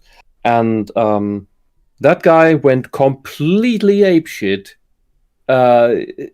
into a rage where he then accused, like, he went so overboard that he accused the student of being for people running around with Kalashnikovs and shooting at random shit, like the Nazis did, allegedly. Jesus. Completely out of bounds. Anyway, back to Campbell. We know from the parents that the school didn't do anything about it. Tellers. What were the myths of the conquerors coming out of an elite experience who believe they are particularly gifted and tell themselves that their ears are open? And Alexander the Great was gifted. I don't care what you say. Absolutely gifted. Yeah. Also, I love that, like, all of these like anti-Campbell things are coming from 2014 from an Oxford University Press. So yeah, I know. So like none of them are like people that like Campbell met at the time when he was still alive, and they would be like could hold more water against him. It's just like it's one randos. It's one thing if Peterson were to criticize Campbell because he knows he knows Young, so and Campbell really knew Young as well. That'd be great. I'd love to hear what he had to say, and I'm sure he did. Pearson did. I think like Pearson really doesn't like the monomyth. Because like he thinks like it's more like what's that like? I can't remember his words on it, but like I remember that like he doesn't like Campbell too much. Fair enough. So that would be a reasonable argument because he would be able to articulate himself in a rational way that wouldn't cause our brains to melt. So that would be good. But someone who's like, oh, Joseph Campbell, what a Nazi! It's like, excuse me. You're going straight to that and trying to connect the dots with a bunch of letters and lectures out of context. Really, you're going to do that? What will that achieve? Okay, let's say he does like or the heterosexual community as opposed to the gay community or whatever. So what? Are his lessons bad? Are they wrong? Are they incorrect? Prove it. Go ahead. Prove to me these patterns of storytelling are wrong. They don't exist. Like he could be the worst person imaginable. If he wrote and came to the scientific conclusions that he did, that these all are part of history and these connections between all of our cultures are all the same, that to do well by your community, to don't steal, to treat others as you would have them treated, like the golden myth or the golden mean is a thing. It doesn't have to be Christian. It's found all throughout the world. So these are patterns in behavior and storytelling that are the same. They're almost universal if we want to go that far. And to point that out is just making observations. But anyway, let's keep going. 18 minutes in. Every myth is the monomyth, then everybody can have the home version of a myth quest with no personal danger and no obligation to follow the rules of... What? No person... Wait. What are we talking about? If every myth is the monomyth, then there's no personal danger. Why? How? How do you come to that conclusion? You can fail quest. You can fail to get out of hell. That happens to a lot of people. That is, the monomyth is a series of failures of the hero trying and failing until he gets to the point where he's trained, he's experienced what he has to do, and he decides to finally make that leap of growth, to make the choice to no longer be the person he was. It's arduous. It is. The myths in history are the products of personal journeys becoming mythologized. You think that Alexander the Great was just naturally great at everything? He just started off perfect? He had to struggle so much to stay alive. He was fight. He was isekai from the future. he had skill stats that no one else had. This is literally like the Fate Zero Alexander that we're talking about. He has like the powers. He fought so many wars. I don't know if he won them all. I think he did, but I can't remember how many he went through. He had mutinies. He had people who didn't want to fight for him anymore. He ran out of resources. He ran out of horses. He ran out of spears. He ran out of food. He ran out of wine. It wasn't like clear sailing. Let's conquer Carthage. Let's conquer Macedonia. It's like, no, that took years. Okay, how many times did people try to kill him, like in his own country, before he became an emperor? Yeah, he fought a war, or he fought a battle. There was no chance of him winning. He took the lead of a charge, and the opposing side saw, oh my God, this guy is so brave and so courageous. We are going to turn our coats and attack our master. That's how crazy, like who knew? He had no idea that was going to happen. And he was dunked on by a bum in a barrel. Well, yeah. That was the most important he took in history. Look. He was like this super fan of Diogenes, and when he finally met him, was like, "Whoa, awesome!" Diogenes insulted him and told him to get out of the sun. Yeah, Diogenes should be like the required reading instead of Socrates and Diogenes. Aristotle. I would And put him Plato. on as Come on. I would put him on as the dessert. It's what you earned. When you once you read Aristoteles and Socrates, you get Diogenes as your You get the Stoics, dessert. You get the citicists. It needs to be the tutorial level. Okay, to get you hooked, maybe. Yeah. Okay. All right. Get you But- drunk. Philosophy of easy going. This quote here, and I know she hasn't read it out in full yet, but it reads like not what the monomyth is and how it works, but how the feminist socialists wish it would for them, because the way she describes it, a quick and safe trip into myth with no risk and no transformation. That's how the SJW stories happen, how they play out. This is not a fantasy formula. It can be, but you can use the monomyth in contemporary fiction. I remember it from, what's that movie with Tom Cruise? Collateral. That's a monomyth, if you guys weren't paying attention, but it is. There's the Jamie Foxx, I think, the car driver. He goes on a personal journey. He's been procrastinating throughout his life. He finally finds a woman who likes him. She's in danger. He has to step up to protect her. And he has his traveler, Tom Cruise there, who's one way. He's the villain. And he has to become like him, or at least to deceive others to become like him in order to save the girl. It's a classic monomyth. So this is not... This has nothing to do with genre. This is it's universal. Yeah, it's going, and it's what I mean. Brian Atterbury, who wrote this here, he's going around it the wrong way. He thinks that because there is the monomyth, you can just have your own from the top down. No, the monomyth is the product of everyone's own version of going through a myth quest, and the monomyth is the common denominator of all of them, and going through it, you go through personal danger, and you come out with a transformation. You come out transformed, because if you don't, you didn't actually go through hell. Then you didn't go through the journey. You didn't finish the journey. All right, I forgot to read a Streamlabs donation. Sorry about that.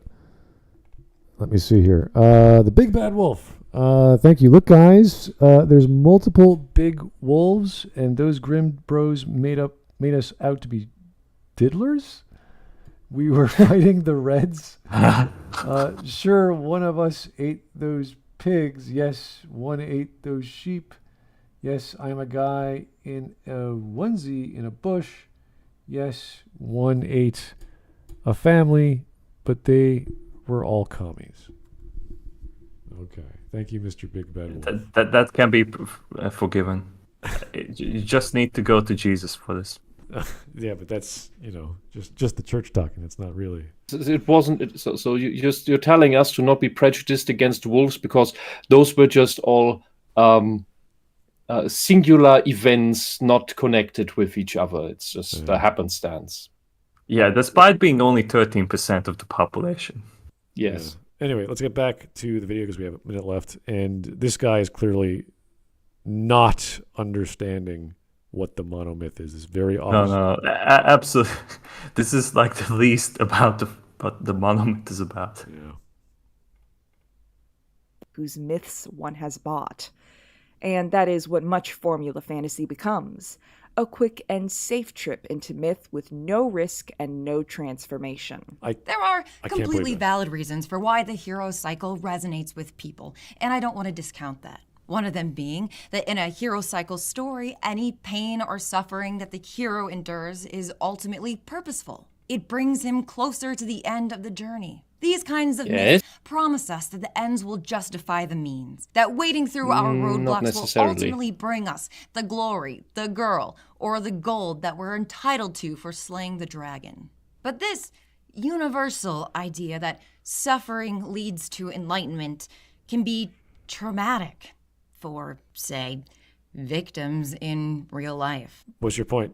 We're talking about stories. What? No, This the is trauma like also another brings you like forward. example It that was- like Maggie is refusing to change, and instead like go for this excuses that like, well, it is like not so good for like survivors of sexual harassment and like those kind of things. Like, yes, it is a hardship to go through. Like every of those things are. But like you're gonna become stronger by the end, and that's the purpose Yeah. of it. Like you It have is to some- sacrifice something of yourself, like your time especially. Like that's all that you would have to do, Maggie, Yeah, to change. classically. and it's a very harsh thing, but you can also grow from it. It can be so harsh that you break from it, and that you become unable to grow. But it is one of many hells that people go through, have to go through. Most hells people go through are not voluntarily, and it is what makes people at least understand malice. Because many people who grow up in this almost mouse utopia level of civilization refuse, especially on the left, refuse to accept the existence of real malice in people. And that is why they trust the wrong people and why they get into such situations. And that is when they then have to learn, they have to accept that malice exists. And that's what they grow from. And if they still refuse to grow from that, then they mentally break. They truly break. This is almost nonsensical. You're not supposed to suddenly say, well, in stories things happen like this, but in real life it doesn't. It's like that's why they're fiction, Maggie. There are lots of abuse stories that are way stranger and more chaotic than any fiction. Oh yeah, like because fiction has structure. Fiction has things happen more or less in order so that you can follow the story. It's relatively simplified, but a real story of psychological abuse that can go over months and even years, sometimes decades. That is if you write that down, it is just an eternal mess of mad things happening. Not of madness of the victim. It's supposed to drive the victim to madness, but it's the events that unfold are just unbelievable. Well, in the case of there's some payoff, hopefully, or we're promised a payoff at the end. That's not necessarily the case, and we can look at the classic example with Empire. Is it Episode 5 of Star Wars, where we see Luke, he wants to not stop his training and go help his friends. And Yoda's like, no, if you go there, you're going to die. You're going to lose. You're not going to succeed. He does it anyway. He's not ready. He gets his arm chopped off. He learns that the big bad is his dad. He I don't know how he survives the fall. And it's just this gigantic hiccup in the story of him not being ready and being penalized for that. Luckily, he survived. He could have easily died, and the story would have kept going. So, this is... Heroes' journeys are not all good or happy endings. They don't all work out. They don't all reach the finish line. Many end in hell. And to assume that is like, okay... Is the point of the story to have a happy ending? Maybe. Star Wars could have ended very differently. And another thing is that many heroes' journeys take the wrong turn, and what comes out is a villain. Yeah, you could have had Luke. I would say the Emperor. He could have become the Emperor himself if he wanted to. He was in power. And I would say that if you're not dealing with a psychopath or narcissist, then because that is more likely to just remain a villain forever. A narcissist could overcome the narcissism and then turn into a mature human being, by which the hero's journey would be fulfilled. That's the transformation. That's the maturation. But if someone goes through the hero's journey and is stuck in hell and becomes a villain and then ends that way, that's a failed hero's journey. And we see that in all of these school shooters. Their journeys failed. They remained in hell and lost their minds when they could have made it out, but they lacked certain key features. Maybe they lacked the magical wise creature that gives them the one right advice they needed to hear. I just don't like this association between, well, it doesn't always happen in real life because it's a story. It's like, do you think we have every pattern figured out yet in real life between It happens in real life. technology and practices that we don't understand to make stories in that format that we could then teach on a grand scale that everyone could go, oh, we shouldn't be doing that, or oh, that's what we should be doing. We're never done. We're never going to stop writing stories, and we're never going to stop adapting new forms of communication like technology into those stories to make them more realistic and believable. So this is trying to appeal to our emotion, like, oh, but that's not how it is in real life. People are, it's like how would Maggie know? She seems like she's never had to struggle at all. You could argue moving to a new town is a hero's journey. You have to break apart everything you've got, sell everything off, pack up. It's a very, very soft one, yeah. Yeah, I mean, there's so many comparisons we can do, which could go horribly. You could buy a lot of land, and your developer could run off with the money, and now you're stuck with a bill and a big hole in the ground. I mean, there's lots of horrible stories we can take from real life, but this is getting way off topic. I don't know why she's bringing this up. Anyway, 1 more minute left. How many times have you glossed over someone else's pain by saying, I'm so sorry that terrible thing happened to you, but I'm sure it made you a stronger person, which has been completely disproven by science. Really? You're wrong. I don't believe you, Maggie. The thing is, when it just happened, it hasn't made you a stronger person yet. Only once you have processed it all and overcame it, and maybe even got some justice out of it. Unless then it did, because you learned something about reality. Saying that to someone, especially while you're still in the state of pain, as you showed in this picture, yes, that is quite unempathetic and haughty, but it would fit you saying it. Can you imagine Maggie? Every bad experience you had and you learned nothing from it? Like everything. It just hurt you and you're always shattered for life. You didn't learn anything, you didn't grow from anything. Say, hey, maybe I shouldn't date those kinds of people anymore. Maybe I shouldn't buy stuff from that seller anymore. Oh, the one that always gives me the poison-laced food? Yeah, like you don't think you learn, like, oh, this hurts me, I'm going to stop. This is basic negative reinforcement. This is the whole area called operant conditioning by B.F. Skinner. You don't think even earthworms learn this? It was proven in a lab. Earthworms learn by operant conditioning. Yeah, and as little as I want to give credit to that, because when it's a thought you don't want to have much. That when people deliberately hurt you, destroyed your life, all of these sorts of things, try to drive you over the final edge. That because that you learn something from that, because there are malicious people, and usually on the side of the abusers, that then want to make something out of that, like, see, because of the abuse you got from those people, you got stronger. That means you should be thankful to them for it. Well, that's I have heard that. Yeah. This is that's what makes me wish I had a gun license. Yeah, this is if you keep working out at the gym at whatever thing you're doing, whatever routine, whatever upper body, whatever, you're going to get better at it. The more you do it, the body will adapt. The mind is another story. That's a whole other ballgame, as I say, psychology. But physical abuse or training or like, can you imagine not training for a run? You just run. Oh, I couldn't do it. It hurts. It's like, yeah, you didn't train. Training hurts. It takes time. It's effort. Yeah.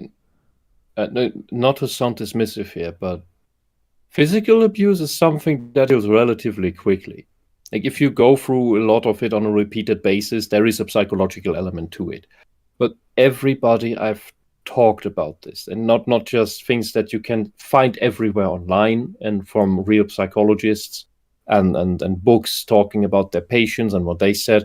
I've heard it personally that including rape victims told me that the psychological abuse was magnitudes worse than the physical. So while rape is one of the worst things that can happen to you, there are worse things there that when they come on top, they are the things that break you, not the rape. All right. Well, I'm glad she's referring to some book that we could reference and read to find out what Elaine Scarry said about the body in pain. Exactly what that means, I don't know. But yeah, I'll be happy to check that out and see what research Elaine has found. Hopefully it's scientific. Hopefully there's, actual abuse victims we can talk about. Great. But yeah, I don't know. People, guys I know, they walk it off. They go to the gym. They just get it out of their system. Keep going. They do not have time to whine and complain when bad things come their way. Anyway, 30 seconds. Quinn. Psychologically speaking, vengeance rarely brings the catharsis we hope for. Yeah. We've always No we're always way. in the throes of late capitalism. Maggie, you don't even know what capitalism Maggie, is supposed to be. choose your Shut up. examples. Like you can't reference a movie like that. You can't reference a character who's what is she, a psychiatrist or psychologist? A psychiatrist, but who went completely bonkers.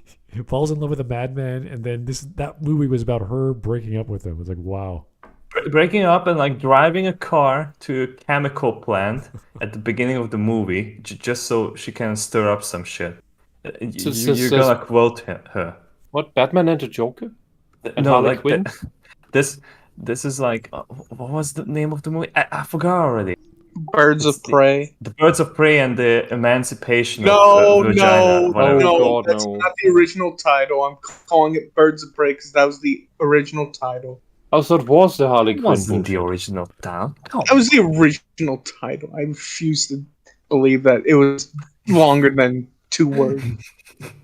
That was the other way around. But yeah, like 3 words. that's the beginning of the movie. Like they break up, and then Harley Quinn drives a car to a chemical plant to become famous, to like break off from the Joker. That like, hey, I can also like do shit. But like the point is that, like, you can't accept like garbage like that from a character that has done something like that. No, Maggie, no. Story that was way better in the animated series, where she turned out to be completely incompetent at it because she's insane. Well, like, yeah, and I also like realizing that the Joker was actually abusing her. Yeah, and Batman took pity on her. Doesn't she actually like turn out to be like a normal person in the Beyond series? I think like she's like just a casual grandma. I think by the end of the animated series, she got She retired. she got over the Joker and got healed. If I don't remember this wrong. Yeah. Though her grandkids or kids kind of go loopy. Whichever. Probably a genetic issue. Oh, fuck. Okay. Anyway, 20 seconds. But like telling an 8-year-old they need to carry their abuser's baby to term because the life ruining An 8-year-old? Worth it when she completes the What? Who gets pregnant at 8? Maggie, do you know how biology works? Let's just keep going. I don't want to delay. 8-year-old that is a medical exception. You have not been to Eastern Europe enough. Okay. All right. That is true. selfless act of giving birth. Or imagine the young person who signs up for the military, expecting a heroic journey, only to be killed in a faraway land away from his family. That's not what Campbell was saying. Know only one thing. Now, from what because I was too sick to be drafted, what my brother told me is that everyone did it for the money. Because you get silly money and when you get long contracts with the military.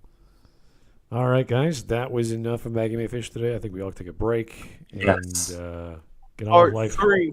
Maggie doesn't Continue live in part 3 reality. on Tuesday. Yeah, we need a break Yeah. from her in general. It's gonna be the 3D one. Get ready, audience. We're gonna throw shit at the screen. Get your 3D glasses. You The haven't seen new shit ones like or this the, since Spy Kids 3D. or the red and green ones or the modern ones? Either or, All just right. whichever is the most obnoxious. Yeah, but this just showed me again that Maggie doesn't live in reality. She only lives in leftist propaganda world. Alrighty, here is the Copper Owl's submission for meme. The literal hero of 1,000 faces, Mil Masquerades, a wrestler with 1,000 masks. Not exactly a meme, but still pretty cool. Interesting. Mark, what'd you do here? This is a scene from Rush Hour where I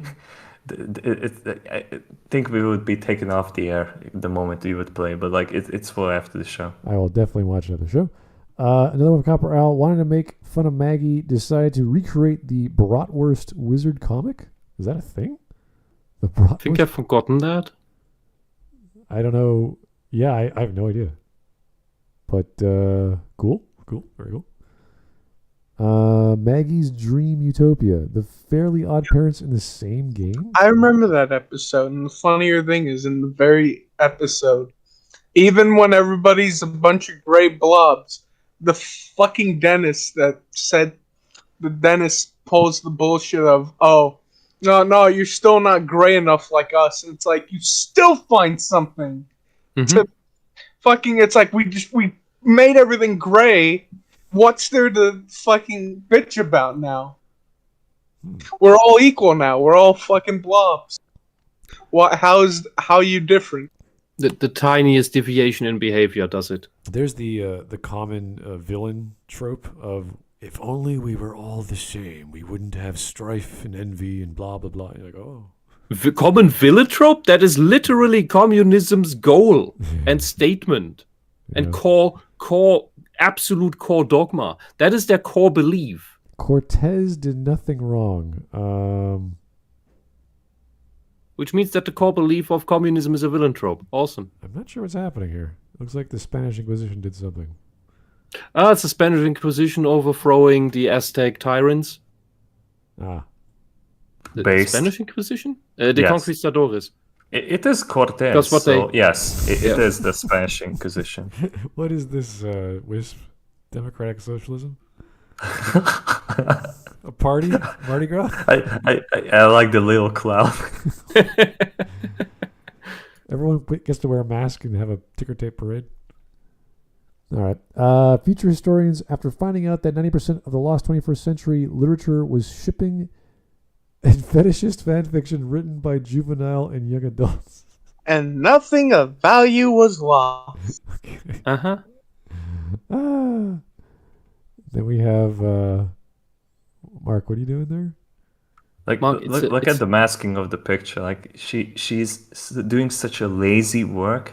Oh, It's a collage. she cut him out and pasted him on another background. Yeah, It's art. Yeah. It's a She's got- collage.